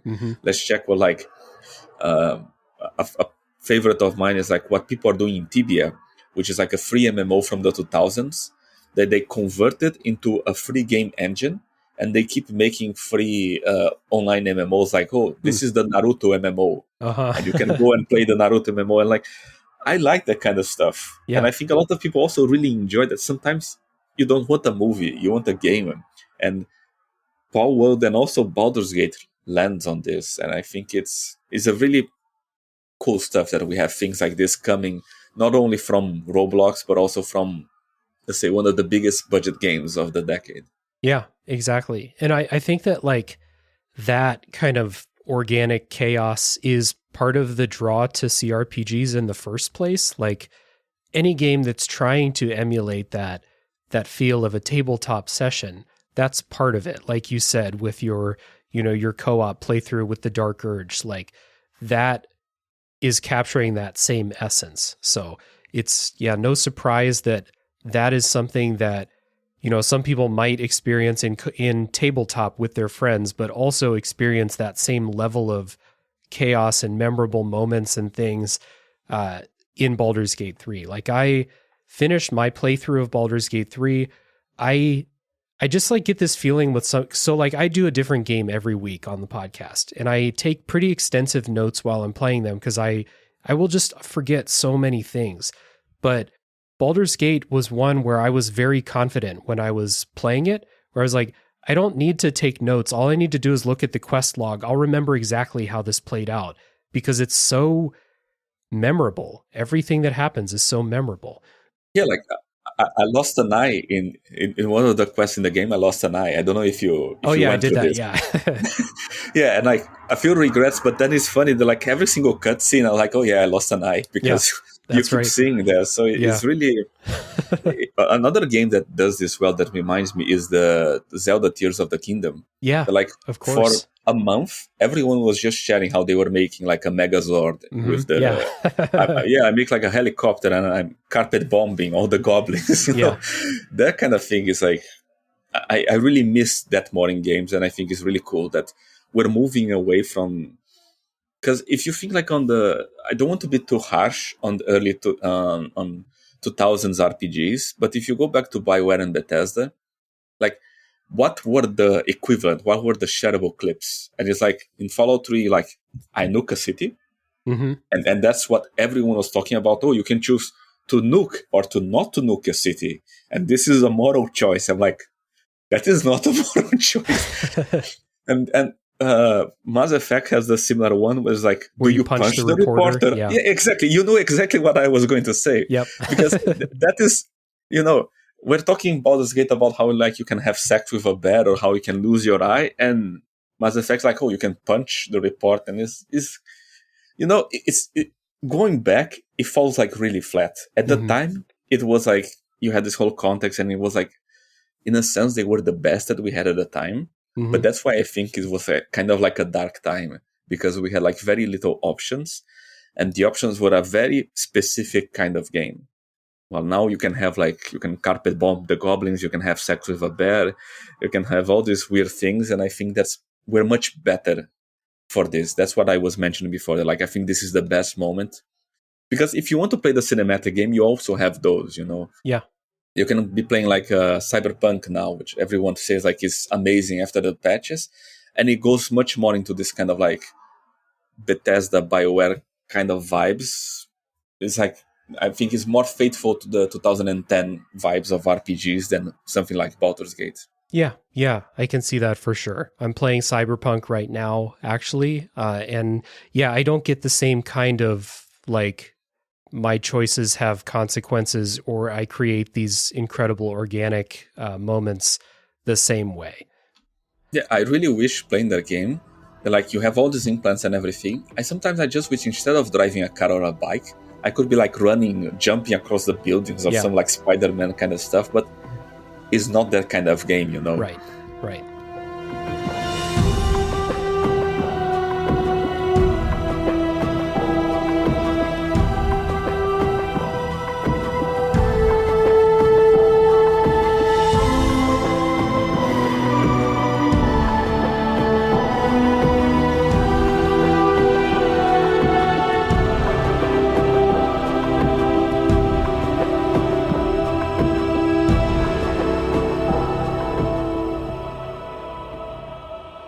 So going forward, we've talked about all these amazing things about Baldur's Gate 3. We've talked a little bit about the history of CRPGs, or at least our own personal history with the genre. So going forward, my hope, because Baldur's Gate 3 is such a huge success, that the interest, once people are finished replaying the game maybe a second or third time or whatever, my hope is that some of that interest will trickle backwards into history, into the other games that never got that same light shown on them. So I would like to get some recommendations throughout history from the different decades, we'll say, starting with the 80s. So we'll get one from the 80s, one from the 90s, the 2000s, 2010s, and then more recently, the 2020s. And each of us will give a recommendation for everybody here. We'll do these lightning round style.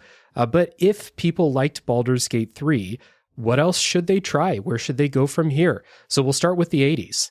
Okay, so the most obvious recommendation would be the Gold Box series, which were the Dungeons and Dragons games from the 80s. And they're like really good games. One of them, like the first series, is a quadrology, like 4 games in a series that you import your character from one game to the other. and it's done like really well. You start like fighting goblins and everything, and you end like traveling the plains with Elminster and like defeating gods and stuff like this. But it's a game from 1988 that never got like a remaster. So I don't think it's a good entry point. If you want to play a game from the 80s, an RPG, I would rather recommend Wasteland Remastered. Okay. Because Wasteland was one of the first RPGs that like introduced the idea of like choices and consequences in a way that like, and especially with gray morality, not always is obvious what you should do. Like, should you, like if an enemy has a hostage, should you let him kill the hostage and escape but like kill him? Should you let him escape? What should you do? So like, it makes a bunch of interesting questions. And it got a remaster like 2 years ago that I think does a very good job of like keeping it faithful to the original while also making more accessible. So like if you're coming from Baldur's Gate and you jump into a game from the 80s, it's going to be a shock no matter what you choose. I think Wasteland Remaster is like the closest thing you can get to like an accessible UI and like a more easy to get into experience. Nice. Yeah, that's famously one of the games that inspired the Fallout series, right? Yeah, and it has like a lot of the same vibes, like a weird wasteland, turn-based combat, and a bunch of like moral choices and interesting things for you to do. And like it gets completely wild. Like there's a moment where like you're traveling inside the brain of an AI and stuff like this. So like really interesting game. Very dated in the sense of like its humor and reference, but I think now it is so dated that it adds to the charm, like. Yeah. I'm going to sit out the 80s because I was reading through the book, looking at all the options, and I was like, I've never played any of these, so I have nothing to contribute here. But now I have some stuff that I've got some new tabs open on the browser for new games to go check out from that more distant history. Moving into the 90s, and you said Wasteland, so my pick for the 90s was Fallout 2. I played this a couple years ago. It still holds up. It's got some like stuff where it's like if they made it today, they would program like the AI better and stuff. So like your companions don't shred you if you give them an assault rifle. They won't destroy you with that if they made it today. But it's still a game that I think offers a lot of like the choice in character building and choice in how you want to role play that like if you liked Baldur's Gate 3, you probably liked that aspect of it. So Fallout 2 is quite old in a lot of ways, but offers that. Like you mentioned before, like the appeal of if I play a high intelligence character, then I will talk to people differently than a low intelligence character will. And Fallout's pretty famous for that. I had a good time playing it. I enjoyed the combat for the most part. It's turn-based, so it's, again, for someone like me, not as hard to jump right into. And the story's fun. The characters are memorable. Like, I had a good time with it, so that's my pick from the 90s. Yeah, I think it's a great pick. Like, still one of my favorite games. I like Fallout 1 a tiny little bit more, but like I think it's a question of taste. And also, like, I like the way it introduces the world more. It's for sure is like, let's say, it plays a bit worse, but I think the atmosphere of the first one is a bit more exciting, like the way you see a Deathclaw for the first time in your life and that kind of stuff. But yeah, the second one is a fantastic game. Yeah, and I also played Fallout 1 for the first time a couple months before I played Fallout 2. And I had a game-breaking bug that like fucked up the main quest, but before that happened, I was having a good time. So like, it's not like Fallout 2 is terrible or Fallout 1's terrible and Fallout 2 is great. Like they're both good. Yeah. Okay. So from my 90s, I'm going to go with an obvious one, which is Planescape Torment. Yeah. Which is like, it is a classic. It's one of the best written RPGs of all time. And I think it plays on the same engine as Baldur's Gate 1 and 2. So it has the same thing of like the real-time with pause that I know not everyone enjoys. This is a game that like, if you want, you can... The combat is the least important part of it. You can just play everything on easy, and I don't think is an issue. I really recommend you playing a mage with high intelligence, so you get extra dialogue choices, because the whole core of the game is you're exploring this completely wild and fascinating world of like the city of doors, Sigil. Mm-hmm. And it's a weird setting, extremely interesting. You feel like a stranger in a strange land with really fascinating companions. Like if you like the companions in Baldur's Gate 3, you're going to love the ones in Planescape, because it's also like a very weird group of weirdos, each of them with very personal stories. Mm-hmm. And it's just a fantastic game to play through, and experience the story of like you, the nameless one, this character that like is immortal, and how the game plays with this. Like there's a dungeon that requires you to die to progress. So, it's really like a fascinating experience. And you also got a remaster. You can play like even on tablet, and people say that like it's a very good experience on tablet actually. Mm-hmm. So yeah, this is for sure like of the 90s, I think one of the easiest recommendations from people. Yeah, I love Planescape Torment. I played it again for the first time maybe 3 or 4 years ago. And it was after I played Disco Elysium and I read that they were inspired by Planescape Torment. So I was like, oh shit, I got to play that. And it's on Switch. So I played it on Switch. Like you said, play on easy, just enjoy the story. If you liked Baldur's Gate 3 for the writing and the characters and like the story, Planescape Torment's got that. It's got some of the best writing and like story, what you learn about your character, because it's an amnesiac character, it's an immortal character. An immortal amnesiac is an interesting combination, we'll say. So what you learn about your character, and the side characters are great too. Like what you learn about them is fantastic. And a little aside here, as a historical curiosity, Planescape Torment came out just a bit after Final Fantasy VII. Mm-hmm. And it's one of those games where you really feel people usually talk about this. They're like, oh, Western RPGs and Japanese RPGs are completely different. Planescape Torment is an RPG heavily inspired by Final Fantasy, to the point that not only they have summon animations in battle. I don't know if you ever use one of those. Like they have things like you can summon an army of angels, and it's exactly like Final Fantasy. The screen goes to the side and you have like a 30-second animation of a summon battle. Mm-hmm. But also on the credits, they specifically list like, oh, thank you, Final Fantasy, for the inspiration. Nice. That's awesome. So I always like to point that out for people who are like, oh, too hardcore to enjoy JRPGs. They're like, one of the top CRPGs of all time is like, thank you, Final Fantasy. Yeah, that's great. That's awesome. I didn't know that. My pick moving into the 2000s, I'm sticking with Baldur's Gate 2 for my pick for the 2000s. And I only wrote Baldur's Gate 2 because I couldn't write, you know what, fuck it, it's my podcast. For my pick for the 2000s is to play Baldur's Gate 1 and 2. Because I'm one of the people who, having played them both, you can start with Baldur's Gate 2 and ignore 1, but I think bringing one character through both games and through that giant adventure, starting with killing rats in a basement all the way to, facing the god of murder, and even beyond that, in the Throne of Baal expansion. It's a really cool experience to do that. The characters are fun. Like the gameplay gave me issues, as I talked about in those podcast episodes, but you can play it on story mode. Just enjoy dungeon crawling, enjoy picking up a bunch of loot, enjoy the quests. The creativity is really, really good with the quests in those games.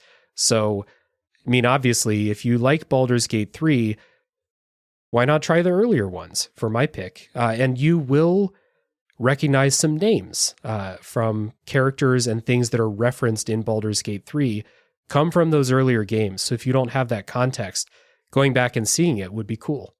Especially if you're playing the Dark Urge. There is one reference that I was so surprised, and I was like, oh, this is amazing. Damn. Okay, I just started a Dark Urge playthrough that I'm going to have to play very slowly, but I'll be on the lookout.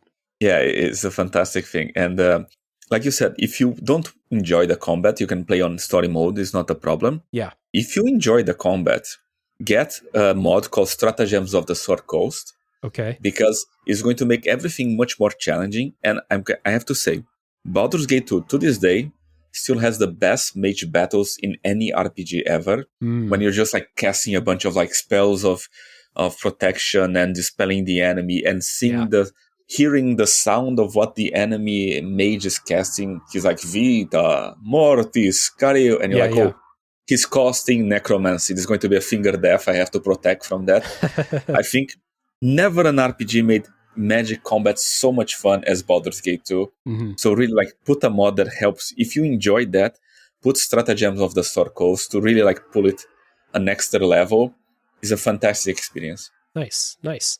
What's your pick for the 2000s? Mine is going to be Neverwinter Nights 2, specifically the Mask of the Betrayer expansion. Okay.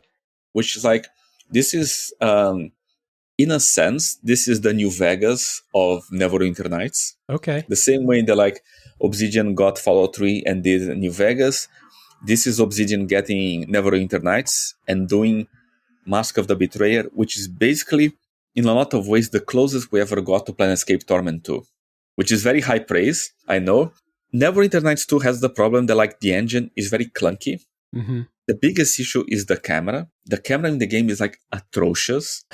Most of the time you're going to like spend like looking at the ceiling or like looking at the floor. But in terms of gameplay, it has like all the classes of D&D that you can expect. Like you can play all the crazy combinations. And the story is really interesting. It goes like for the kind of like Planescape Torment vibe, where you have a curse, where you have like to consume souls or you're going to die. And because of this, you're going to travel across the planes as well and meet a bunch of really unique companions, from like a spirit animal to like a devouring demon and stuff like this. And recruit everyone to your party, because that's the cool thing to do. So it's really like it's kind of tricky to play in the sense of like the camera and it's a bit janky. After like 1-2 hours, you'll get used to it. It never feels great, the controls, but the story is just like so good. The story, the plot, the combat is just like so interesting. It's really like, I think, a kind of forgotten gem. I specifically, for the CRPG book, I made a separate entry for it. I didn't want to do like, Neverwinter Nights and also the expansions. Right. I put a separate entry because like, everyone who played this game really loves it. You can start like from the base campaign of Neverwinter Nights 2, which is not like amazing, but is like good enough. And then you go into Mask of the Betrayer, which continues that story, and it's just like a fantastic experience. Awesome. Love to hear it. That's a like Obsidian. I didn't know Obsidian did that, so that's cool. And the Fallout New Vegas analogy is sounds good to me. Moving into the 2010s, I picked Shadowrun Dragonfall, which we've talked about already. But the reason I picked Shadowrun Dragonfall, as we're starting to get more into my wheelhouse here, the reason I picked this is because for someone who liked Baldur's Gate 3, one of the reasons you probably liked it is because you probably liked the characters and dealing with their backstories, learning about what happened, and then doing the quests to help them along in their own stories, independent or kind of, on the side of the main story. And Shadowrun Dragonfall has one of my favorite groups of side characters of any RPG I've played. They all have really interesting backstories, and by the time you get them, like a lot of them are in kind of rough situations, similar to some of the characters, well, actually, most of them in Baldur's Gate 3 they're pretty fucked by the time you meet them. Dragonfall's pretty similar, and I just thought that the writing of those quests, the way that you kind of earn their trust over time and then get to go on those side missions is something that is a direct comparison. Also, like turn-based combat that I think is pretty damn fun in the Shadowrun RPGs, the more recent ones. I should go back and play the old console ones more. But anyway, Shadowrun Dragonfall, that's my pick. Yeah, it's a great game that, like, honestly, I overlooked when it came out because the first Shadowrun game didn't give me like a good image. It was originally made to be like a mobile game, and you can feel some of that on the UI, especially. Like it feels like a very like small scale game sometimes, but they did so much good with that small scale. Like especially Dragonfall, really like is an amazing game, and I really like the setting as well. It's very interesting, like all the cyberpunk. I think it, in many ways, it is cyberpunk better than Cyberpunk 2077. And Shadowrun Hong Kong is good too. It's just it's like saying if you love Shadowrun Dragonfall, you will also love Shadowrun Hong Kong. Like, they're both really good. All right, what's your pick for the 2010s? So for the 2010s, I'm going to go on the exact opposite of this. Yes. I'm going to go for Dragon's Dogma Dark Arisen. Hell yeah. Which is like top 10 RPGs of my life. I really love this game, and I think I'm really happy we're getting the second one, because people simply don't get this game. Yes, it has the amazing combat that people talk a lot about, and it's really cool that like you can grapple any enemy. You can, you're fighting a griffin, you can grab on him, he's going to fly around trying to shake you off. You hit him, he fall on the ground. Like, fantastic combat. But one thing that people don't talk much about it, that is actually like very hidden inside the game, is the amount of reactivity it has to the choices that you make, like organically. So it's not a game that's going to do that very Western RPG thing of like, oh, there's like there's two people fighting, and it's going to pop up a menu like, do you want to help person A or person B? Yeah. And then depending on that, you play a cutscene. Everything is done organically. So if you have two people fighting, they're going to fight each out, and whoever wins, if you interfere or you don't interfere, that's going to change the story. And that is like, everything is like organically. Sometimes like, maybe they do backed roll, person A or person B is going to win, like in this simple example. And you can go and like, if you watch them fight, it's going to play one way. You can go and attack one. You can go and heal the other. If one dies, like they're having like an honor duel, and one person gets killed, you can go and resurrect the person after the combat. And the person is going to say, oh, thank you for resurrecting, but I lost my honor, so I'm going to have to leave the country.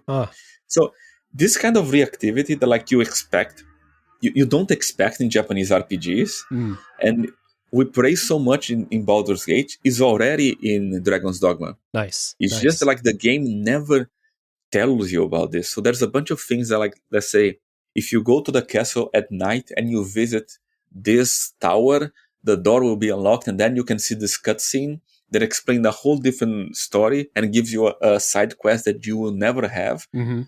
Nothing of this has any quest markers, has any like quest journal explaining to do. It's just like a very reactive world for you to live inside of it. And it's such like a wonderful experience. Like, if you play this game once and you still don't understand what I'm talking about, if you play the second time, you're going to see a completely different experience, and you're just like, what have I done differently? And it's just like so interesting how they did this. And I really hope that they do the same again on Dragon's Dogma 2. But this time they tell people. Because honestly, I saw so many reviews that say like, oh, this is a great RPG, such a shame that it's linear. And I'm like, this is not a linear RPG. You get things like a quest to go to the forest and save this character. If you take like too long, the quest will completely change, and the outcome of the quest is completely different, and you will lose like one potential seller with a bunch of items. Like, there's so many options and reactivity in this game. It's just that, like, it's hidden. Interesting. Yeah, it's really a fantastic game. I didn't even know that. I played Dragon's Dogma. I love it. It's but I didn't know that about it. Probably because, like you said, it's very hidden. Fun fact, Dragon's Dogma is the most popular episode of this podcast ever made. So people who like Dragon's Dogma, you know? If you get the full, you remember there is a quest where you have to get a ring for the king, right? Which is this really amazing ring full of powers. Most people just, I got a quest to give the ring to the king. Most people just give them back. You can actually go to the city, and there's an NPC there that makes copies, forgeries of items. You can give the king the ring to them. They will make a copy, and then you can give the forgery to the king. The king will say, oh, the ring lost its power, but maybe this is like normal because it's too old, and you keep the ring with all those superpowers for yourself. Nice. None of this is mentioned by any NPC in the game. They will react to you if you do this, but no one will tell you do that. It's really like in a sense, it's kind of like the Dark Souls logic of like, I'm not telling you, like, go explore, go find the lore. But they did this for the quests, which is something like, I don't know any other RPG that is so, maybe like Morrowind with things like finding the cure for vampirism and stuff like this. maybe that's the closest to like an unmarked quest, but Dragon's Dogma does that's like 20 times more. Interesting. Yeah. Well, I am even more excited for the sequel now, more than I already was. My pick for the 2020s, I'm going to make it kind of quick. I've already mentioned it. Disco Elysium's my pick, and it's kind of cheating, but the final cut came out in 2021. So we're using it there, and it's my podcast. You can file your complaints at patreon.com/realdavejackson. Disco Elysium is one of my favorite games ever made. So when I have the chance to recommend it, I'm going to do it. I love the story in it, of course. I love the writing. I love the characters. But what I love about it is communism. Yeah, the main thing. Yeah. What I love about it is the different take on using tabletop mechanics that you understand, like dice and like skills, etc., but using those things for a narrative purpose in a way that I haven't seen any other game do. Basically, your skills don't act like skills in other RPGs. Your checks that you roll are a little bit different. They're pretty interesting. The way that you can use your clothing to influence how you're able to do things, but all of this without worrying about combat at all. So many RPGs are like, I picked up a new armor piece. I am most worried about how much armor it gives me above any other characteristic that it might have. Disco Elysium doesn't have combat, so that's out of the equation whatsoever, like entirely. And you kind of have like some physical skills that you might use in a violent situation, but it doesn't have a combat system like a game traditionally would. So the way that they implement tabletop mechanics into something that doesn't have to be concerned with combat, all tying into this really awesome story about a person who's trying to put their life and their mind back together. If you want to, you don't have to do that. If you don't want to, you can go full Tequila Sunrise if you want. But yeah, that's my pick. One of my favorite games ever. So obviously going to be my pick.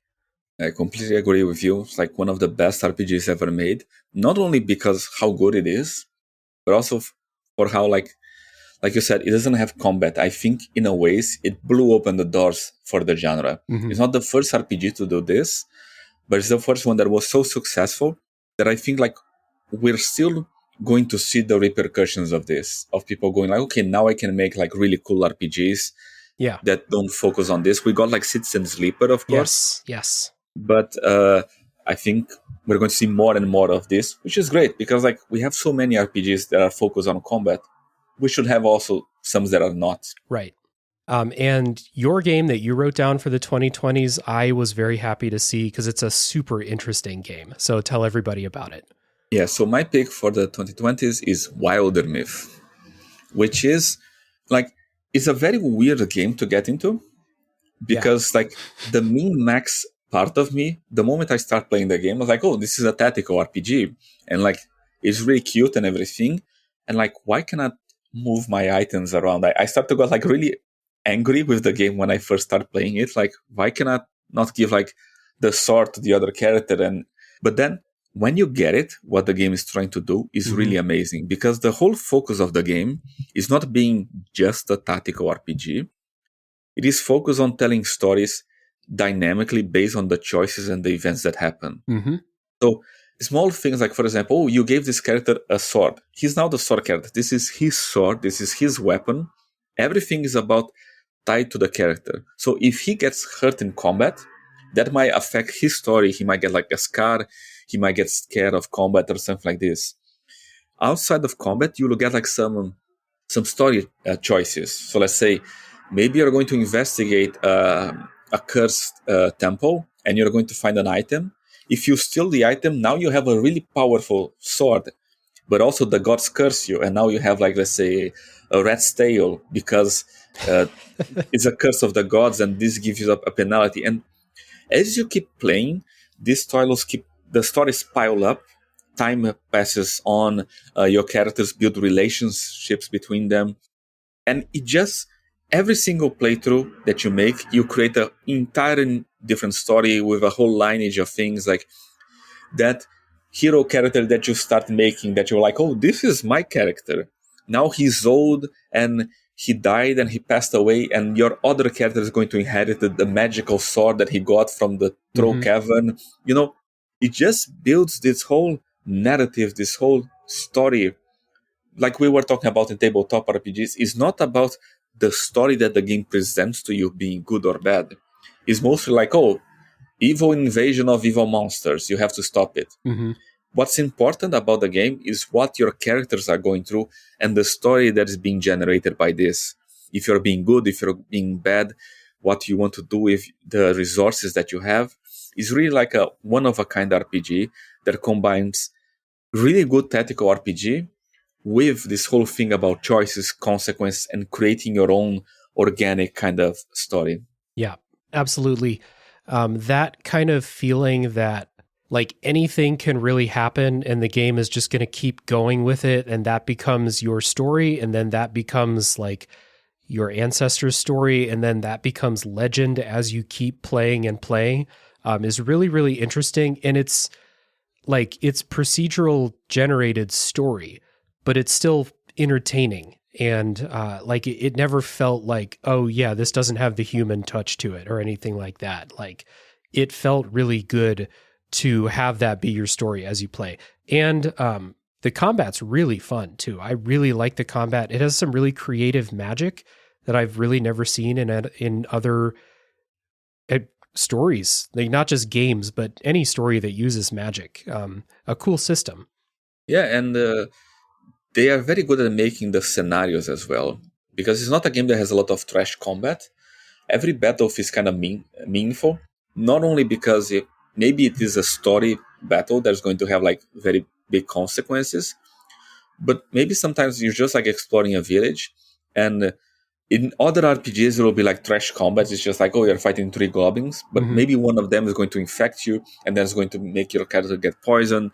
He might recover, but now he has like, let's say, a bad arm and he cannot use two-handed weapons. Every single thing that you do in this game matters and is going to impact the story, and I think is really a one-of-a-kind RPG. Absolutely, yeah.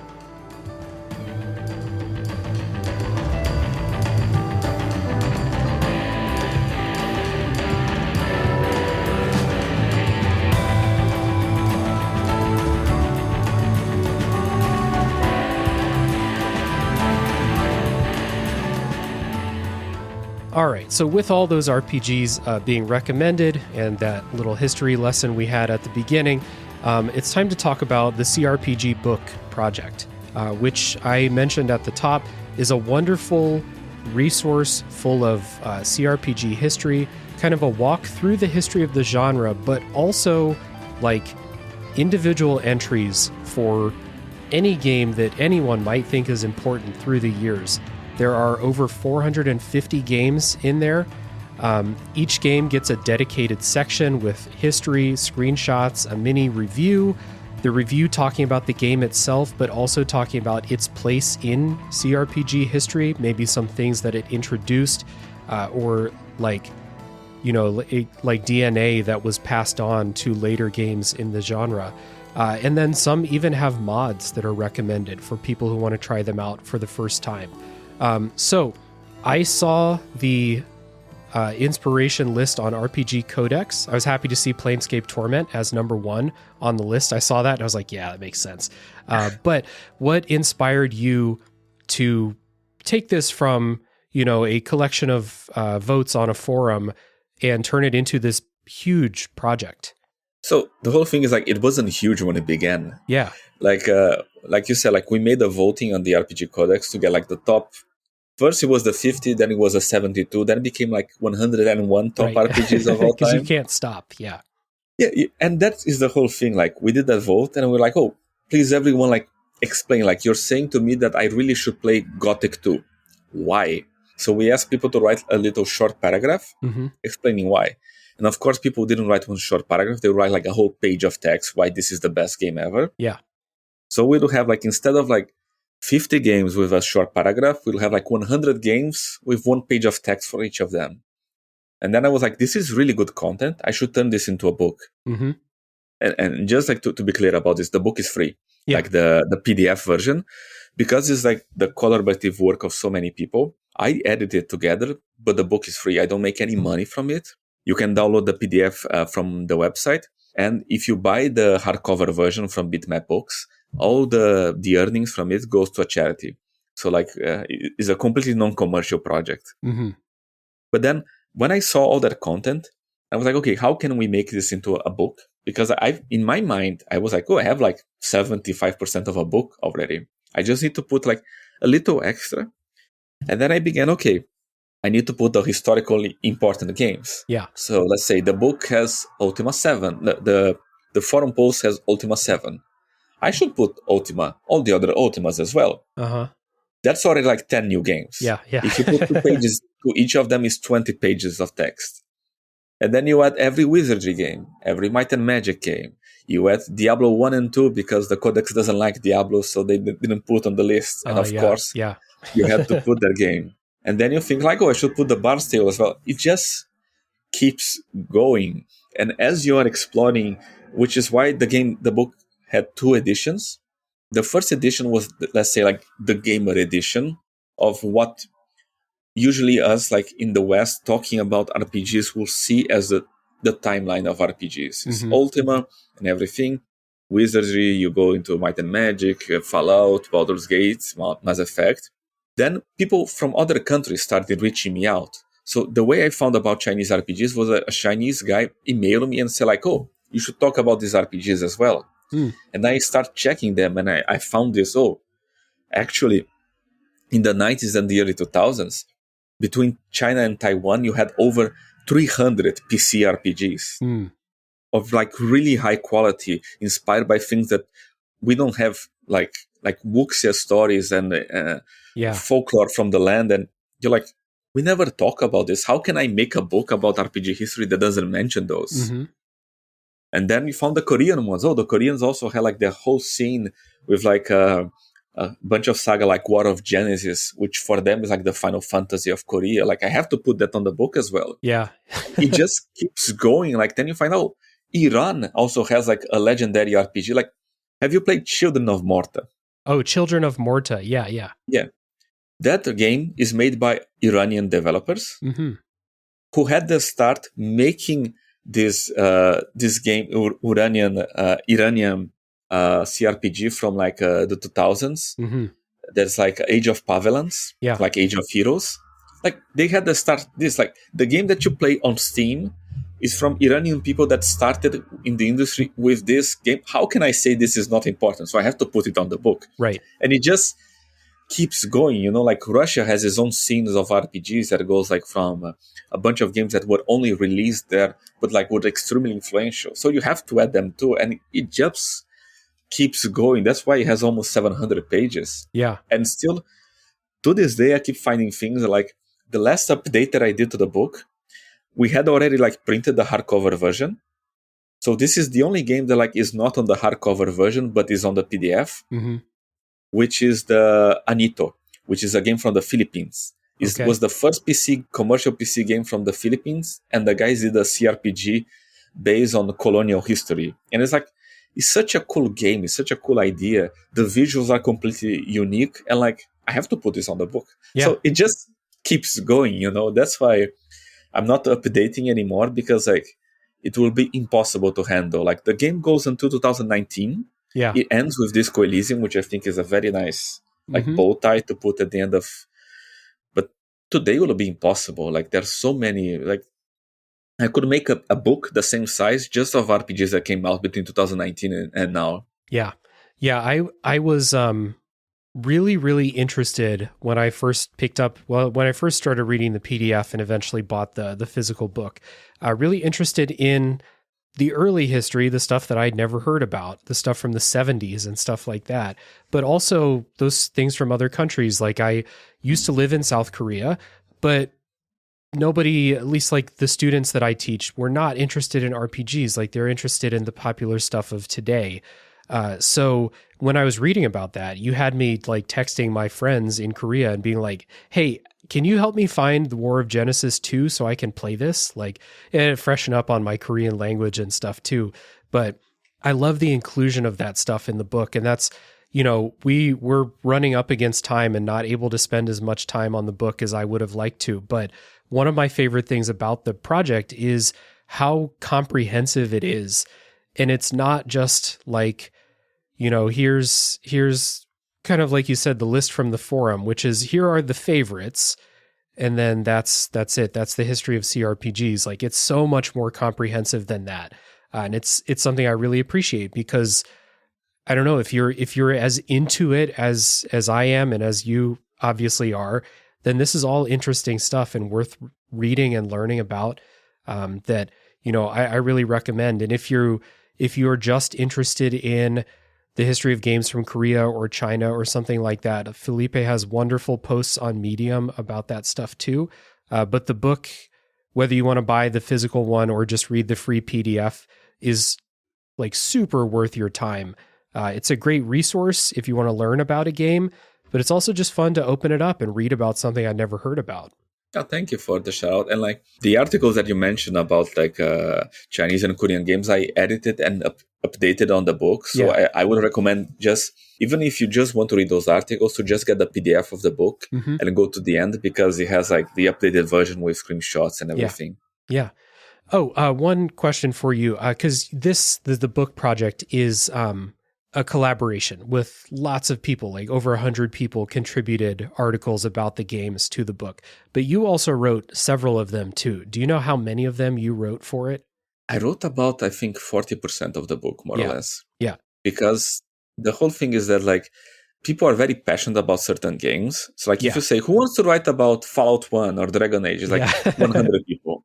But then if you go like, who wants to talk about, let's say, Alien Fires, which is an Amiga game, an Amiga dungeon crawler that is really unique because the dungeons, it's not like usually like the square grid.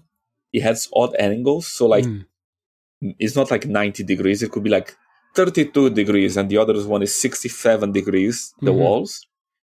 And every single NPC talks to you using the Amiga text-to-voice pattern. Okay. So like, it's a complete historical artifact, a curiosity. Is a very bad game, but it's such an interesting and cool game that I was like, oh, I need to write about this game. And of course, like I had to write that review because there's like 5 people alive who played that game. Yeah.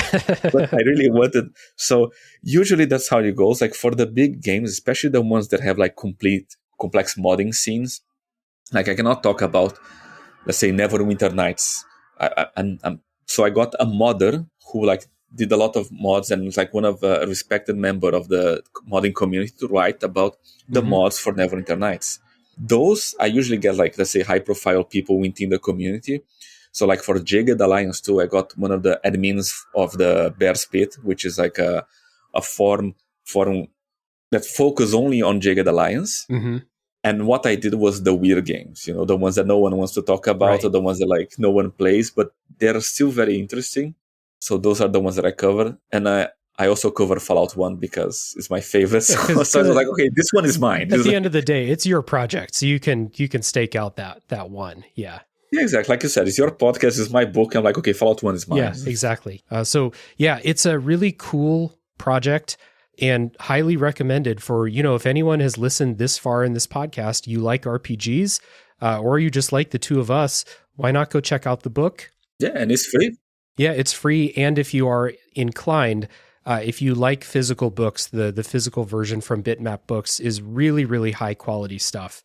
I have it sitting on the table next to me. I pick it up and flip through it from time to time, looking at, just some cool game I want to learn about, but really high quality stuff. And as Felipe said, all proceeds go to charity. So a worthwhile cause as well. So I will not take up any more of your time. We've been here, I think we're probably over time at this point. But Felipe, I really appreciate you taking this time to come on and talk RPGs with me. This has been awesome. Oh yeah, also been awesome to me. Thank you so much for inviting me and for all the praises for the book. Yeah, of course. And if anyone's listening, they can look down in the show notes for this episode. You'll find a link to the book project. You'll find a link for the Bitmap store for the physical version of the book. And we'll also link Felipe's Twitter account down there too. So go check all of that stuff out. Very worthwhile. If you would like to support this show, the same plugs as always. ratings and reviews on your favorite podcast platform really help so that people can find the show.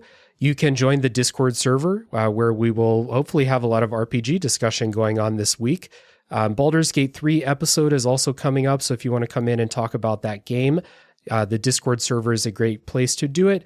There is a link down in the show notes where you can join. And also patreon.com/realdavejackson is the place if you want to support monetarily. Also have another show that you might like. It's called A Top 3 Podcast, where we do top 3 lists.